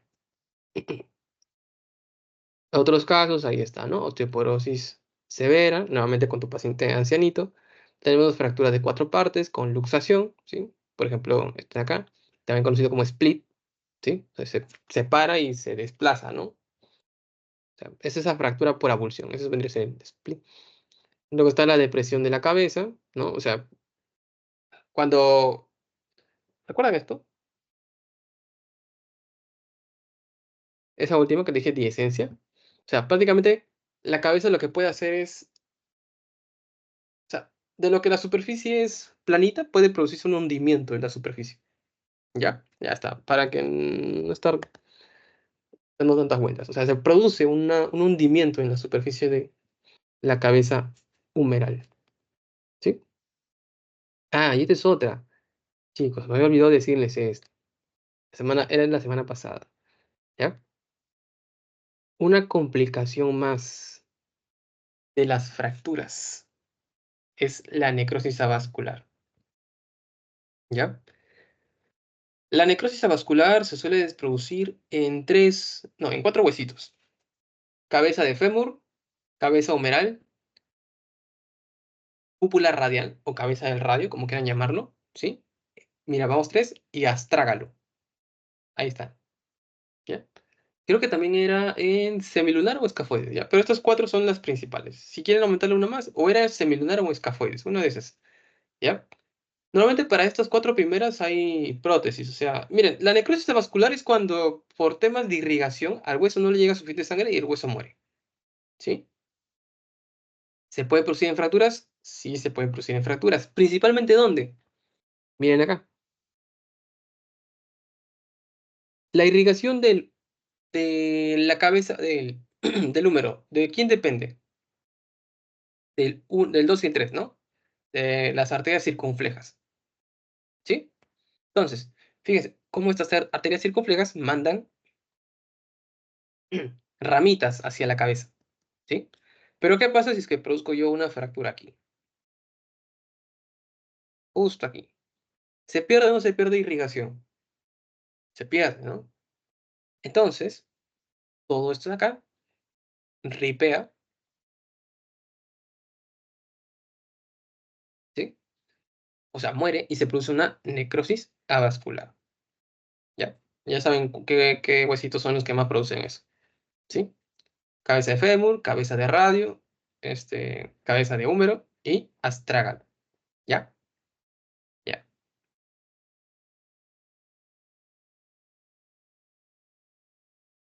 Ujú, ujú, ujú, ujú. Ya. Ya. Ah, y la otra de las complicaciones es la artritis post-fractura, ¿no? Por una mala reducción, ¿ya? Una insuficiencia o una secuencia, perdón, una secuela funcional. El paciente no va a poder elevar mucho el brazo. Y aquí yo le agregaría una más, ¿ya? Y esto sí les hablé la semana pasada. Uno de los principales problemas después de una fractura es esto, problemas de rango articular. ¿Sí? Problemas de rango. Se reduce el rango articular. O sea, lo que el paciente antes movía así hasta 180, el paciente va a llegar hasta aquí y ya le duele. ¿Sí? Hay un problema. No va a poder elevar más. ¿Por qué? Porque ha estado mucho tiempo inmovilizado. Muchas veces no es por la fractura. ¿Ya? Muchas veces, o sea, no es necesario que se comprometa la superficie articular para que, pues, después el paciente tenga un problema en la misma articulación, sino que de repente lo han inmovilizado mucho tiempo, 2 meses, 3 meses. Sí llegan pacientes así a rehabilitación, ojo. Entonces, cuando se produce una fractura, inmovilizan y a ese paciente ya tienen que estar mandándole a rehabilitación ya, de una semana de repente, ¿sí? O sea, de cuando lo inmovilizaron a la semana ya tiene que ir a su primera de rehabilitación. O semana, 2 semanas, ¿sí?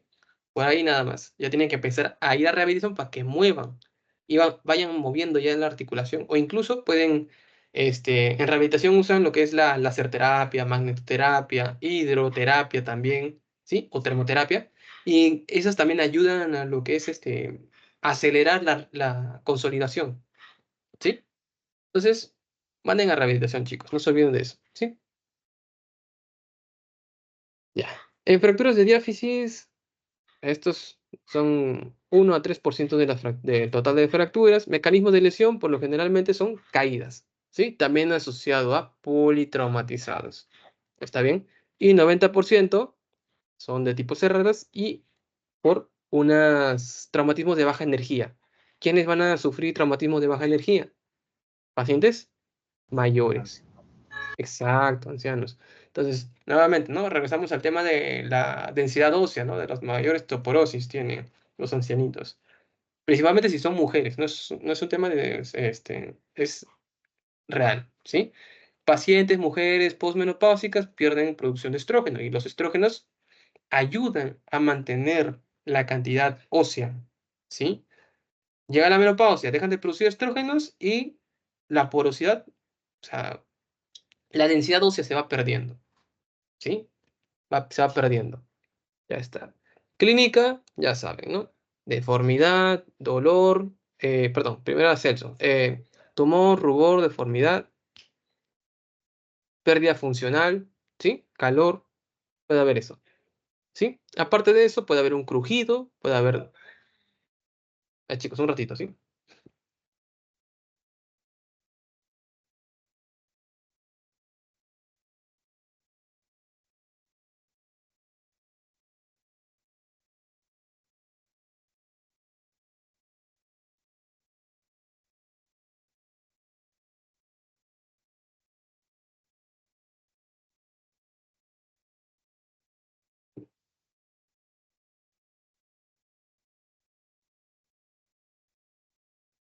Ya, disculpe. Sí, se me escucha, ¿no?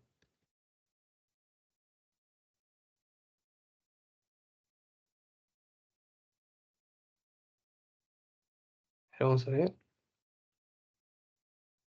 Sí, sí, se me está escuchando. Ya. Entonces, continuando,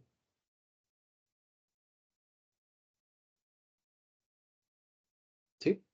Vamos a hablar de una fractura a nivel de la diáfisis del húmero, muy conocida, ¿sí? Como fractura de Holstein. La fractura de Holstein, Lewis ¿sí? Holstein. ¿Mm? Lewis Holstein. Sí. No, bueno, yo conozco como fractura de Holstein. Eso del otro de Bueno, Holstein-Lewis. Holstein-Lewis, ¿dónde lo escuché? bueno, así escuché que le llamaban, era su otro nombre más largo. Sí, en el que yo escuché otra cosa sobre Holstein-Lewis, no me acuerdo en qué escuché eso. Ya, pero bueno, yo lo conozco como fractura de Holstein, ¿ya? En este caso, yo lo conozco como fractura de Holstein. Holstein-Lewis posiblemente también sea el mismo nombre de esta fractura. Si no, podemos dejarlo a ver esto para la próxima semana, ¿ya? Voy a poner Holstein-Lewis. Voy a buscar qué es. Me dejaste la duda. Holstein-Lewis. Ya. Entonces, en caso de la fractura de Holstein, tenemos tres características, ¿ya? Uno, que va a haber daño a nivel radial, ¿sí? A nivel del nervio radial. Ahí está, ¿no? Tenemos ahí el nervio, está descendiendo y como la fractura se pone muy cerca del radio, miren, lo puede encapsular, lo puede dañar, ¿no? O sea, les expliqué los tres tipos de lesión de nervio que hay, ¿sí? Les expliqué eso. Entonces, de cualquier forma lo puede lesionar. Otro, ¿en dónde exactamente se produce esta fractura? Entre el tercio medio y el tercio Distal. distal. Exacto. ¿Está bien? Tenemos uno, dos, ¿y qué más? Perdón. 3. Ya. Entonces, uno, lesión, ¿no? Lesión del nervio radial. Dos, tenemos entre tercio Medio. proximal, tercio, perdón, tercio medio y tercio distal. Y lo otro, si está lesionando al nervio radial, ¿qué va a producir? Algo así. ¿Cómo se llama eso? No sé si me están viendo a mí. ¿Sí? Es algo así. Es una mano en gota. ¿Sí? Mano caída. O también lo llaman por ahí mano en péndulo. ¿Sí? Mano en péndulo lo llaman también. Entonces, esas tres. ¿Está bien? Por ahí también se dice que puede lesionar. Ojito, esto es extra. No está dentro de. Pero también, o sea, como se produce justo a ese nivel, por aquí está discurriendo ¿quién? La arteria El- braquial. ¿Ya? Por ahí está pasando la arteria braquial. ¿Sí? Y la arteria braquial también puede ser lesionada, puede, pues, lacerarse y puede empezar a sangrar. ¿Sí? Igualito. Dentro del tratamiento. ¿Sí? Ya. En tratamiento, ¿qué vamos a encontrar? Desplazamiento aceptable, ¿no? Tenemos aquí, en caso de desplazamiento aceptable, tenemos anteroposterior, si es de 20 grados, ¿sí? O sea, si hay una pequeña angulación de 20 grados, puede aceptarse. Si hacia lateral es menor de 30 grados, también se puede aceptar. Y si el acortamiento, ¿sí? O sea, el grado de, ¿cómo lo digo? En el que se separan, ¿no? Es menor de 2 centímetros, también es aceptable. ¿Está bien?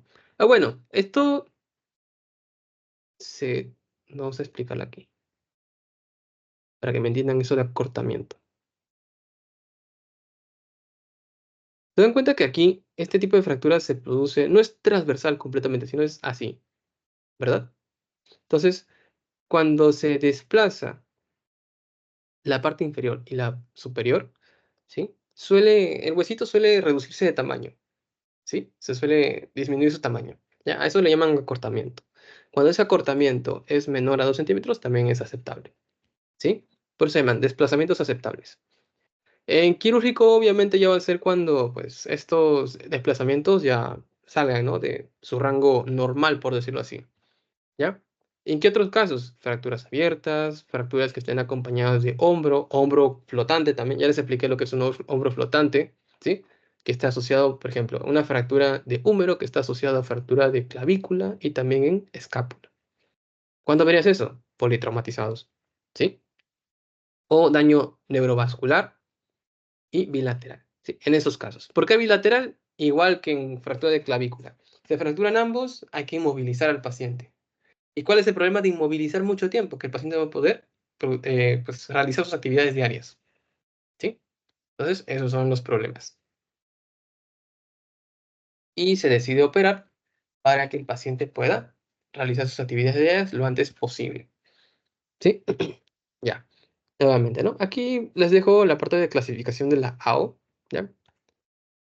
¿Dónde está? ¿Dónde está? Ah, ya. Y lo importante es esto. Les hablé de la osteosíntesis mínimamente invasiva, ¿no? Se hace una pequeña incisión en la parte distal, una pequeña incisión en la parte proximal, y lo que se hace es pasar una placa, ¿no? Una placa que va desde arriba hacia abajo. Y ya está. Eso para evitar hacer Percutáneo. todo una... ¿Mm? Eh, cirugía percutánea, ¿verdad? Así escuché que también le llamaban. Sí. O sea, prácticamente osteosíntesis mínimamente invasiva o percutánea también. Tiene otro nombre. Es ojo de no sé qué cosa. Es que como son dos agujeritos, también le dicen un ojo arriba, otro ojo abajo. ¿Ya? Son como dos ojitos, uno arriba y otro abajo. ¿Ya? Igualito. Entonces, se introduce un fierrito y ese fierrito lo que hace es eh, ponerle, ¿no? Un tornillo arriba y un tornillo abajo. ¿Para qué? Para que ese fierrito haga o sea, la función del hueso, ¿no? O sea, soporte al hueso y este no se desplace. ¿Sí? Y aquí está, sobre fracturas articulares. Habíamos hablado de esto, ¿no?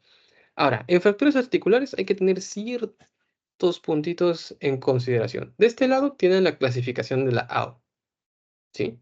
Y de este lado, lo que realmente deben saber. O sea, claro, la AO siempre lo van a tener a la mano, ¿no? O sea, pueden repasar esto en cualquier momento. Pero, o sea, lo que hay que tener en cuenta de una fractura articular es que mucho ojo con el desplazamiento, ¿sí? o incongruencia, también como lo llaman. Entonces, cuando el desplazamiento es mayor a 2 milímetros, ¿sí? La mayoría de veces se produce una artrosis. ¿Por qué? Ya les mencioné, ¿no? Se forma un callo óseo y ese callito óseo está en la superficie articular y suele doler, ¿sí? Artrosis Entonces, por post. decir que se pierde la ¿Mm? congruencia, se pierde la congruencia debido a que se forma la artrosis y el callo. Ujú. Aquí está, miren, justo. Exacto. ¿No? Hay un pequeño desplazamiento. Dirán, pero es chiquito. Ya, ese pequeño desplazamiento chiquito va a generar bastante dolor. ¿Sí? Bastante dolor. ¿Sí? Por más chiquito que sea. Ya. Entonces, inmovilizar máximo 3 semanas. ¿Sí? Ahí está. Inmovilizar tanto máximo 3 semanas. Siempre una fractura articular va a estar asociado a lesiones ligamentarias. ¿Y una tomografía para qué? Porque, como verán en esta radiografía, de repente, no sé, aquí yo veo que está afectado a esta región, ¿no? Esta región de aquí, pero no veo si está yéndose hacia este lado o hacia este otro lado, ¿sí? O sea, no veo por completo la fractura. Entonces, en estos casos es mejor una tomografía. O de repente se está yendo hacia ambos lados y no sé. Aquí está Claro. una pequeña, ¿no? De repente se está yéndose hacia ambos lados y yo no sé. Entonces, mejor una tomografía, ¿sí? Ya, listo. Entonces, para pasar rápido, está aquí, un ratito, chicos. Ya, tenemos media hora para hablar. Chicos, ¿podemos tomar un descansito de 5 minutos? ¿Sí? 5 minutos nada más. Sí. Ya, gracias.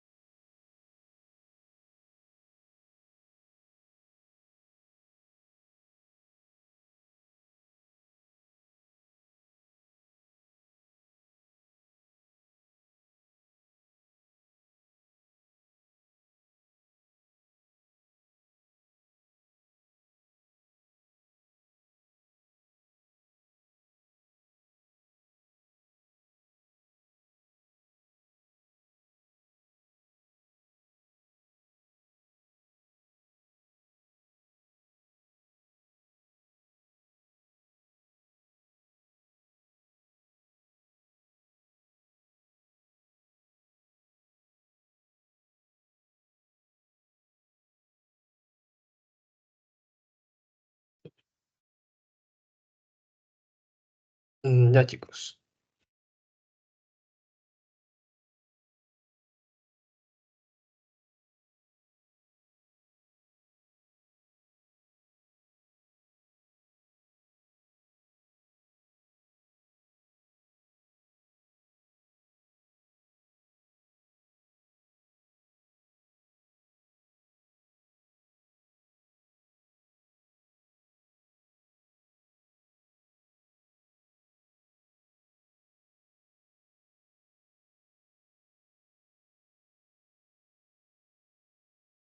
Ya.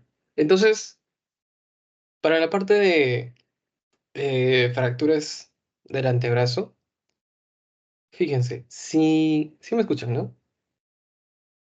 Sí, Ya. Sí se Entonces, escucha. para la parte de fracturas de antebrazo, si se acordarán que supuestamente en la parte de hombro teníamos varias articulaciones, ¿sí? Que en realidad algunas de ellas no eran en sí articulaciones. Por eso se llaman articulaciones falsas. Aquí sí hay articulaciones, miren. Por ejemplo, en la parte aquí arribita tendríamos entre la cúpula del radio, ¿sí? Y el húmero que estaría acá arriba, ¿no? ¿No? El cóndilo. Aquí tendríamos entre la cavidad sigmoidea mayor, que es esta de aquí, en el cúbito, y entre la tróclea, que estaría aquí encimita. O sea, tendríamos aquí, ¿no? Tanto en el radio, en el cúbito. Entre radio y cúbito hay una pequeña superficie, ¿sí? Articular. Ahí también hay, o sea, superficies articulares.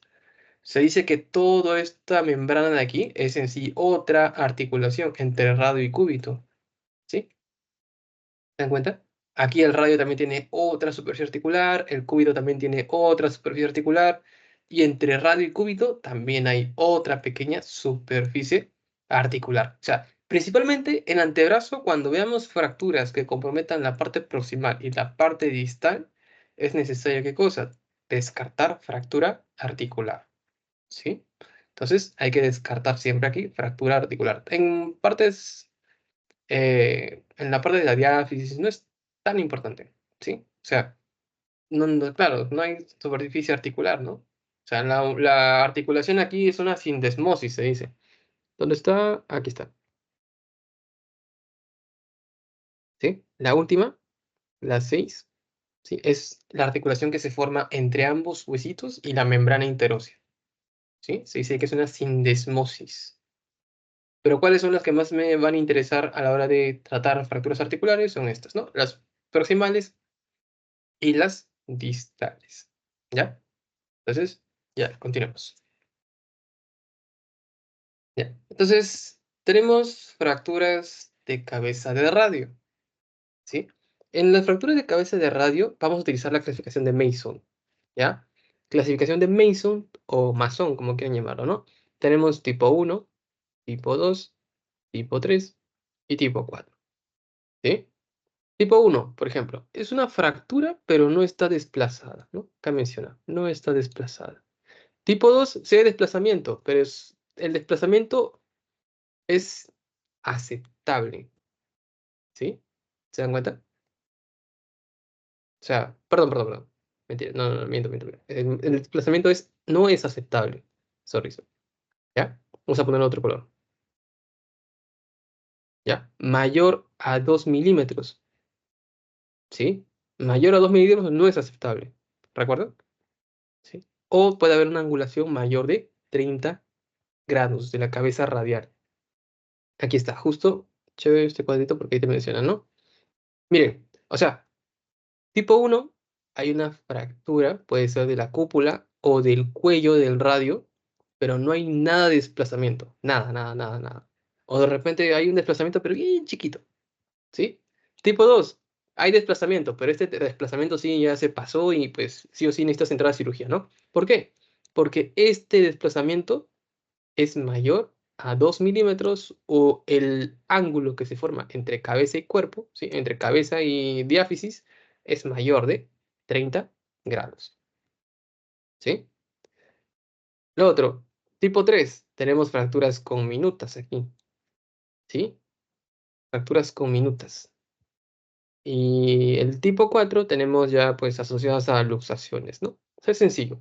Tipo 1, fractura simple pero sin desplazamiento. Tipo 2, simple con desplazamiento significativo.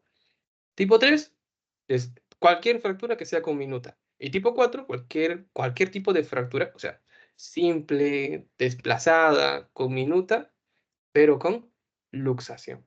¿Está bien? Para cada una, tratamientos distintos.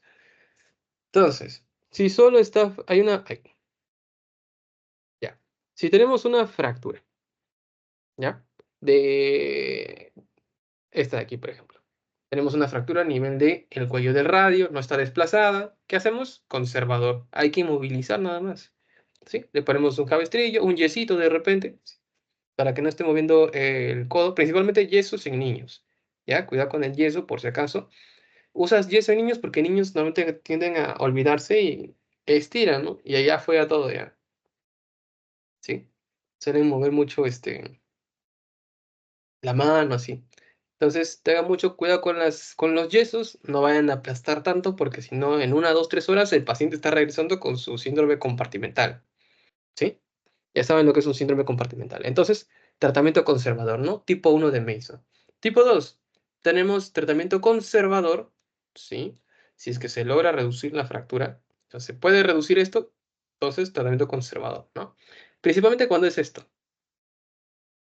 una fractura a nivel del cuello. ¿Por qué a nivel del cuello? Y no en la superficie. Porque recuerden, con la superficie articular no se juega, ¿no? Si es que la fractura tiene un desplazamiento mayor a 2 milímetros, en superficie articular sí o sí hay que hacer rafting. ¿Sí? Hay que hacer rafting. O de repente se sacó un trocito, ¿no? Un trocito de la cabeza, perdón. Es una fractura que compromete un trocito, aquí vamos a poner, de la parte externa, este trocito. ¿Qué harías? Tratamiento conservador. Puedes de repente quitarle, ¿no? Un trocito. O sea, ese trocito puedes sacarlo, ¿sí? Puedes quitarle ese trocito, no importa tanto, ¿no? Eso vendría a ser una excesión parcial, ¿sí? Lo otro, el tipo 3 de Mason quiere que era fracturas comminutas. Aquí sí, un poquito difícil, ¿no? Puede ser osteosíntesis siempre y cuando te lo permita, ¿sí? El hueso te lo permita. O una sustitución con prótesis, ¿sí? Puedes hacer una resección completa y una sustitución con prótesis, ¿sí? O sea, es lo mismo, ¿ya? Está bien. Entonces, tipo 4 nuevamente, ¿no? Hay que regresarlo, o sea, la fractura que está luxada, hay que regresarlo a su lugar y lo demás ya se evalúa, ¿no? De repente es una fractura, a ver, ¿dónde está? Allá. Fractura así, ¿ya? Solo que se ha luxado, ¿no? ¿Me entienden? O sea, es una fractura simple, solo que está luxada, ¿sí? O sea, un solo trazo. Por ese solo trazo vas a hacer reemplazo, vas a poner una prótesis. No. Entonces, regrésalo a su lugar, ¿sí? Y inmovilízalo, ¿sí? Regrésalo a su lugar y movilízalo. Entonces, puedes hacer, sí o sí tienes que hacer reducción aquí, sí o sí tienes que abrir, ¿sí? Para hacer la reducción. Y puedes hacer osteosíntesis o prótesis, ¿no? De acuerdo a qué tipo de fractura sea. O sea, por la luxación sí o sí tienes que reducir, ¿ya? Sí o sí, esto no va a tener tratamiento conservador. Sí, eso sí, tengan en cuenta. Aquí no hay tratamiento conservador. ¿Por qué? Porque por la luxación, sumado a la fractura, si es que ustedes tratan de regresarlo a su lugar así nomás, o sea, haciendo tracción y contratracción, pueden empeorar la fractura, ¿sí? Ya está. Ya. Para fracturas de doble cráneo, ¿sí? Lo anterior era para cúpula radial. Aquí para fracturas de doble cráneo no hay una clasificación así como tal. O sea, que yo sepa, no tiene un nombre como tal, pero sí la puedes dividir en tipo 1, tipo 2 y tipo 3. ¿Ya? Aquí están. Tipo 1, la no desplazada, ¿no? Igualito que Mason. Tipo 2, desplazada, ¿sí? Aquí consideran 3 milímetros, pero ustedes consideran entre 2 milímetros y bueno, si es que viene su examen pueden considerar 3 milímetros, ¿ya? Pero consideren 2 milímetros. Y la tipo 3, desplazada más de 3 milímetros y inestable. ¿Está bien? Inestable. Entonces tenemos tipo 1, no desplazada, tipo 2, desplazada más de 3 milímetros, estable, y tipo 3, desplazada más de 3 milímetros, inestable. ¿Está bien? Sencillo. Ahora, aparte de eso, pueden agregarlo, ¿no? O sea, ¿qué tipo va a ser? Va a ser tipo 1, pero ¿qué subtipo? ¿A o B? A si no es cominuta y B si es que es cominuta. Igualito acá, ¿no? En el tipo 2, o sea, desplazada más de 3 milímetros, estable, pero es cominuta o no es cominuta. Ya, si no es cominuta, subtipo A. Si es cominuta, subtipo B. Igualito acá abajo. ¿Está bien? El tratamiento, recuérdenlo así. En el tipo 2 y tipo 3, para ambos casos, sí o sí hay que hacer RAFI. ¿Ya? Sí o sí. Cuando son cominutas, en estas dos, ¿ya? Puedes pensarte el uso de prótesis. ¿Ya? Incluso acá también. Podrías pensarte el uso de prótesis. ¿En qué caso? Pues cuando el hueso no te lo permita, ¿no? Pero, ¿por qué digo aquí no tanto? ¿Ya? Y esto ya viene de, bueno, no tanto opinión personal, porque esto incluso lo dijo mi profesor o sea, con el que roté. En este tipo, ya, el tipo 1B, ¿por qué no tanto? Como todos los huesitos, todas las piezas están en su lugar, solamente hay que movilizar, inmovilizar. ¿Ya? Por eso ahí tanto el uso de prótesis no es tan recomendable, ¿sí? Como si ya todo está en su lugar, no lo muevas nada más, inmoviliza y ya está, ¿sí? O sea, ahí no tanto el uso de prótesis, ¿está bien? Más que todo en el 2B y el 3B, ¿sí? Y ya, lo demás, aquí obviamente es conservador, vamos a ponerlo con otro color, ¿ya? Celeste los conservadores, conservador, conservador, estos dos, los dos celestes de arriba sí o sí son conservadores, y lo de abajo ya saben, ¿no? En lo de abajo tienen que pensarlo, si vas a hacer RAFI o de repente colocar prótesis, ¿está bien? Ya está. Verdes son para prótesis, ¿ah? Y arribita azules, tratamiento conservador. Ya está. Fractura de radio distal. Chicos, esta parte es ya más divertida. ¿Por qué? Entonces, en radio distal, la mayoría de fracturas, como vamos a ver, aquí están. Está. Ah, esas son las fracturas extraarticulares. Ya, bueno. En radio distal, la clínica, ¿no? O sea, siempre va a ayudar. Aquí mencionan las 3 Ds, ¿no? De las fracturas. El dolor, la disfunción y la deformidad. ¿Sí? Dolor, disfunción, deformidad. Y en fracturas de radio, hay dos fracturas que van a producir una forma peculiar. ¿Ya? Les voy adelantando. Son la fractura de Colles y la fractura de Smith. ¿Ya? Esas dos fracturas te dan formas peculiares. Por ejemplo, la fractura de Colles te dice que es una fractura en forma de tenedor. ¿Sí? Mientras que la fractura de Smith es una fractura que da una especie de forma de, ¿cómo se dice esto? Pala de jardinero. ¿Está bien? Ya vamos a ver eso ya. Entonces, siempre tengan en cuenta la deformidad, ¿sí? Porque la deformidad te va a decir en sí qué fractura es. O sea, aparte de decirte que hay una fractura, te va a decir qué tipo de fractura es. ¿Está bien? Lo otro, epidemiología. Normalmente se va a dar en quiénes? Mujeres de edad avanzada. ¿Sí? ¿Por qué? Nuevamente el tema de la osteoporosis. Tú te caes, ¿sí? Caes sobre tu mano extendida, así tu palma. ¿Y qué pasa con tu palma? Perdón, ¿qué pasa con tu muñeca? Nada, prácticamente, ¿no? Si ahorita te estás, no sé, te paras, te empujan, caes sobre tu mano y de repente no te va a pasar nada. Pero, hazle lo mismo a una mujer adulta. Bueno, no la empujes, ¿no? Para demostrarlo, pero tengan en cuenta eso. ¿Sí? Mujer adulta que se cae puede sufrir de fractura de muñeca. ¿Sí? Bueno, fractura de radio distal. ¿Está bien? No solamente de radio distal, sino en pacientes adultas van a ver que también es muy frecuente la fractura de fémur, ¿sí? Fractura de cadera. ¿Sí? Ya. Mecanismo se produce, mecanismo de alta energía. ¿En quiénes? Jóvenes, ¿sí? Pacientes jóvenes. O de baja energía también, con caída sobre la mano, ¿sí? ¿Y esto en quiénes van a ser? Baja energía, caída sobre la mano. Pacientes adultas. Adultas, ¿sí? Baja energía. Luego, diagnóstico. Hay que solicitar radiografía de 2 incidencias y en algunos casos tomografía. ¿En qué casos tomografía? Ya saben, ¿no? Fracturas comminutas o fracturas articulares. Tratamiento va a depender. Pueden inmovilizar nada más, ¿no? En caso que sea estable. Pueden utilizar fijación externa y fijación externa te ayuda ¿en qué casos?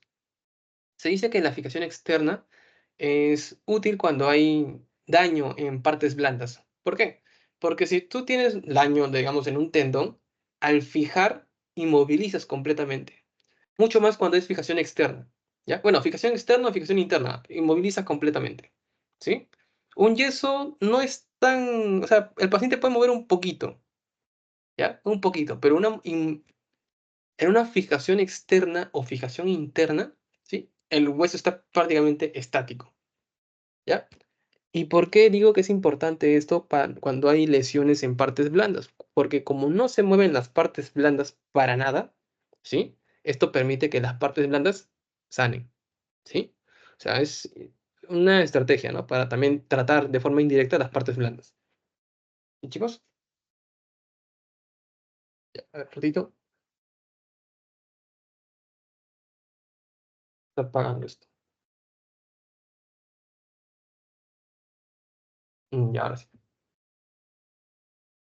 Sí, sí, sí. Ya está. Entonces, lo otro es, Rafi ya lo conocen, esto de acá, el cemento o también conocido como sulfato de calcio. Es un tipo de relleno que se suele utilizar mucho más en pacientes que ya, pues, mayores, ¿no? Pacientes mayores que han tenido problemas de osteoporosis, de pérdida de densidad ósea.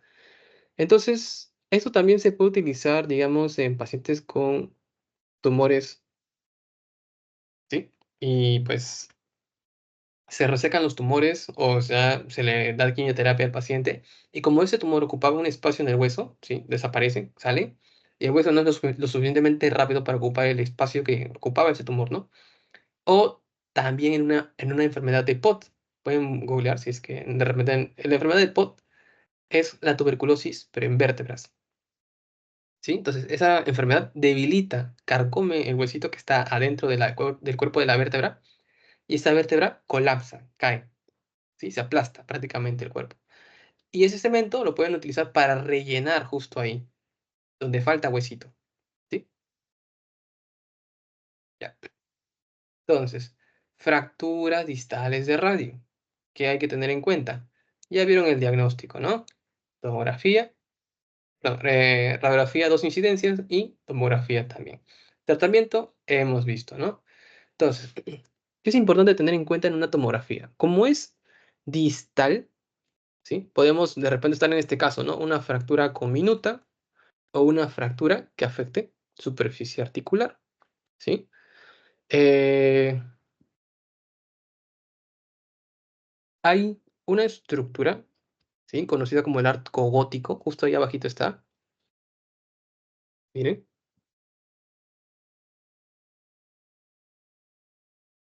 ya. Entonces, esta fractura a veces puede estar asociada a una luxación entre la articulación cúbito radial distal, o sea, esta pequeña, donde está la manito, justo ahí, ¿sí? Y puede haber pérdida del arco gótico, que es este de acá, ¿sí? Ven cómo se continúa, hay una continuidad, ¿no? Aquí, como que este arco termina en punta de lápiz. Ya hay algo raro, ¿no? Hay una luxación y a la par hay una pequeña fractura, ¿sí? Aquí está continuo y aquí, pues, ya no, ya. Aparte hay una fractura, ¿se entiende?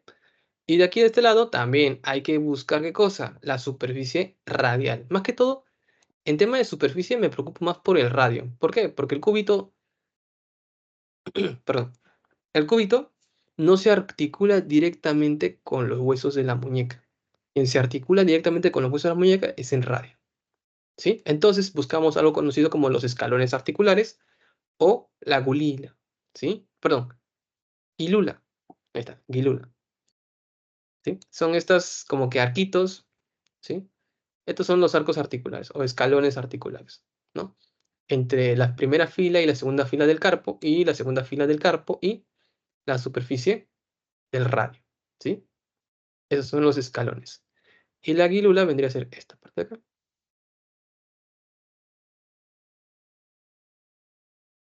Ya. Índices del radio, y esto sí se los pongo aquí. El índice del radio son estos ángulos que hay que tener en cuenta para saber si es que un hueso puede consolidar ahí nomás o si es necesario operar, ¿sí? ¿A qué me refiero? Por ejemplo, en índices de radio tenemos ángulo anteroposterior, ¿sí? Lo normal es que el ángulo anteroposterior sea de 22 grados, que la altura sea de 11 milímetros y que el ángulo volar o anterior sea de 11, ¿sí? Entonces, ¿qué pasa? Si es que hay una lesión articular del radio o cubital, ¿sí? Este, tendríamos que operar, ¿sí? O sea, ¿en qué casos este índice, si se desvía demasiado, muchas veces hay que mandar a operar, ¿sí? Para reducirlo. O sea, la mayoría de veces no es necesario. Pero ¿en qué caso sí? Por ejemplo, como te dice acá, lesiones articulares de radio, ¿sí? O cubital distal. Cuando el desvío dorsal es mayor a 20 grados, ¿sí? Cuando hay conminución dorsal, o sea, hay un montón de trocitos, ¿sí? De hueso, y todos han ido hacia atrás. O sea, eso se llama conminución dorsal. Y bueno, no te dicen mayor a 50 grados, 50% de la diástasis, ¿no? Ya. Hay un acortamiento de repente del radio entre 5 a 10 milímetros. O cuando hay compromiso, también articular. Cualquier compromiso articular, ¿sí? Entonces, en todos esos casos habría que mandar a operar, ¿no? Una reducción abierta. Pero si es que más o menos se cumplen con estas, ¿no? Con esas normas del índice del radio, no es necesario, ¿sí? Incluso aquí está. El número uno vendría a ser la altura, ¿sí? El número 2 sería la inclinación radial, ¿sí? El 5 vendría a ser la inclinación anteroposterior o inclinación volar, que le llaman, ¿sí? Perdón, la angulación volar o la angulación anterior, ¿sí? Entonces, ya. Entonces, dejamos toda esa parte técnica, tanto vamos a ver con los tipos de fractura, ¿ya? Tenemos fracturas extraarticulares y aquí tenemos intraarticulares o parcialmente articulares, ¿sí?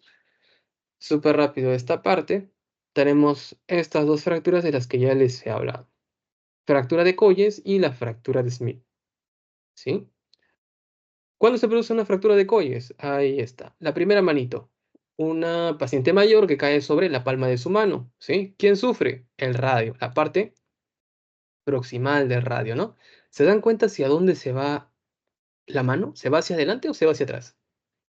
Hacia atrás, ¿sí? Entonces, lo que van a encontrar aquí es una desviación dorsal, ¿sí? A ver dónde está. Un ratito, por aquí está. Voy a cerrar esto. Ah, aquí está, desvío dorsal, ¿sí? Ahí está. ¿Y qué signo vamos a encontrar? Una mano en forma de dorso de tenedor, ¿está bien? Desviación dorsal. O también conocido como signo de la bayoneta también. Bueno, yo prefiero llamarle con el signo de dorso de tenedor, ¿sí? Es más sencillo. Bayoneta, hay que ser, ¿sí? Y la otra es la fractura de Smith. Fractura de Smith también se produce por caída sobre la mano, ¿no? Pero en este caso no caen sobre la palma, caen sobre el dorso, la parte posterior. Y aquí, ¿hacia dónde se va la mano? ¿Se va hacia adelante o se va hacia atrás? Se va a ir hacia adelante, ¿no? Entonces el desvío es volar o anterior, que es lo mismo, ¿ya? Volar anterior es lo mismo.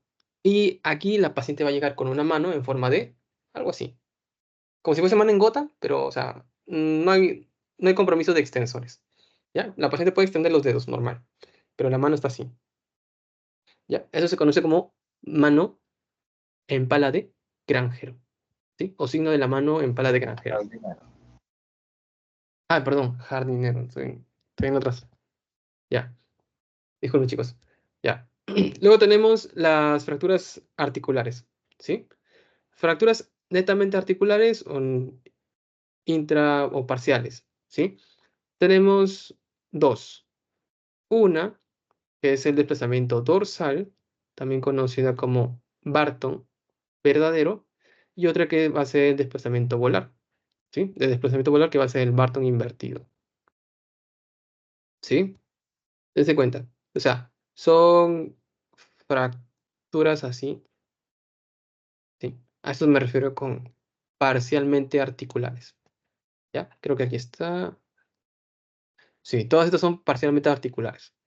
¿Está bien? Todas. Esta de aquí, un ratito. Fíjense, se produce fractura solamente de una partecita y si se va hacia atrás, o sea, no es una fractura completa como en el caso de la fractura de Colles, ¿ya? No es una fractura completa como en el caso de la fractura de Colles o de Smith, sino que es una fractura que parte un trocito de la epífisis distal, ¿sí? Y si se va hacia atrás, se conoce como Barton verdadero. Pero si se va hacia adelante o desplazamiento volar, que es lo mismo, se le conoce como Barton invertido. ¿Está bien? Y lo otro que es la fractura de Schoeffer, un ratito, ya. Schoeffer o fractura de Schoeffer, ¿sí? También conocida como fractura de Hutchinson, se produce por arrancamiento, o sea, es una fractura por abulsión, ¿sí? Fractura por arrancamiento. Y la fractura de Dipuch, ahí está, ¿no? Es una fractura que se produce por aplastamiento, más bien, de la superficie articular. Algo parecido a lo que sucede con la cabeza del húmero, ¿sí? ¿Se acuerdan? La cabeza del húmero cuando se aplasta, ¿sí? Ya, entonces, y eso lo extrapolamos a la superficie del radio, se dan cuenta, ¿no? Esta es la superficie del radio y se darán cuenta que hay una partecita que está aplastada, está hundida prácticamente, ¿sí? Está hundida. Esa es la famosa fractura de Die-Punch. ¿Creo que es lo último? Sí, lo último, ya. Entonces, hemos hablado más que todo fracturas que comprometen al radio, ¿ya? Pero también, o sea, algo pequeñito sobre la clasificación, ¿no? O sea, al menos esta clasificación también habla de fracturas que vayan a comprometer al cúbito, ¿ya? Algo chiquitito nada más, o sea, si se dan cuenta, solamente comprometen la apófisis estiloides, ¿ya? De ese lado. Entonces, ¿qué es? La clasificación de Frickman, ¿ya? En caso de la clasificación de Frickman, les digo, primero estudien esta parte y luego a los pares, ¿están pares?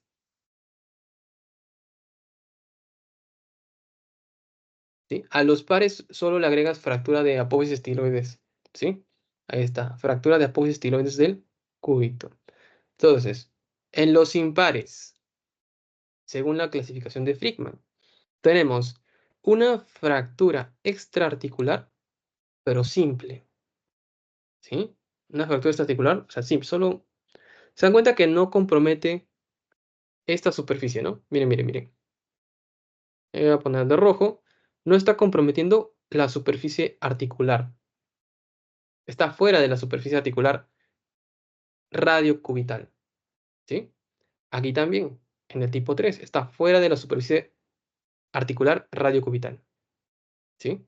Con la diferencia que el tipo 3 compromete, ¿qué cosa? Compromete articulación, ¿sí? Entonces, es una fractura simple, pero con compromiso articular. ¿Está bien?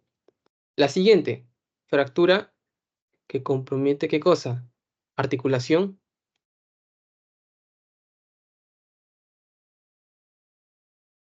Esta de acá. Radio cubital, ¿sí? Y esta, la última, está comprometiendo ambas superficies articulares. Fíjense, una aquí y dos acá, ¿sí? Está comprometiendo ambas superficies articulares. La primera superficie articular es esta, ¿sí? La radiocubital. Y la otra superficie articular que compromete es esta, ¿no? La radiocarpiana. ¿Se entiende? Entonces, tipo 1 es una fractura simple, ¿ya? No te va a comprometer ninguna superficie articular, ¿sí? Ni una. Tipo 3, te compromete la superficie articular, ¿sí? La superficial, que es la radiocarpiana, pero no te compromete la radiocubital. Tipo 5, esta sí te compromete la superficie articular radiocubital. Y la tipo 7 te compromete las dos, ¿sí? Ahora, ¿cómo sacas el tipo 2, tipo 4, tipo 6, tipo 8? Agrégale nada más a los anteriores, agrégale fractura de apófisis estiloides del cúbito, ¿sí? O sea, eso de ahí es de la apófisis estiloides. Vamos a, para que me entiendan, ahí está. ¿Sí? Ahí están la apófisis estiloides, son estos de ahí, que están fracturados en el cúbito, ¿sí? Por ejemplo, si te pregunto por el tipo 6, tipo 6 era, y tú recuerdas el tipo 5 primero, ¿no? El tipo 5 es la fractura que compromete la superficie articular radiocubital, ¿no? Y el tipo 6, lo mismo, pero con fractura de apófisis estiloide, nada más, ¿sí? Esto de acá posiblemente no lo he hecho tanto para que pregunten, pero se los menciono, ¿no? Porque en sí, clasificaciones de fracturas de radio hay un montón, ¿sí? Hay bastantes. Por eso, al menos les menciono, esta de acá sí les van a preguntar, ¿sí? Estos cuadritos sí van a preguntar. Fractura de Coyes, fractura de Smith, ¿sí? Barton, ambos tipos de Barton, verdadero, falso, y la de Schoeffer y Hutchinson, ¿sí? Estas de ahí sí van a preguntar. Chicos, bueno, eso sería todo. Disculpen, creo que... Quiero cerrar.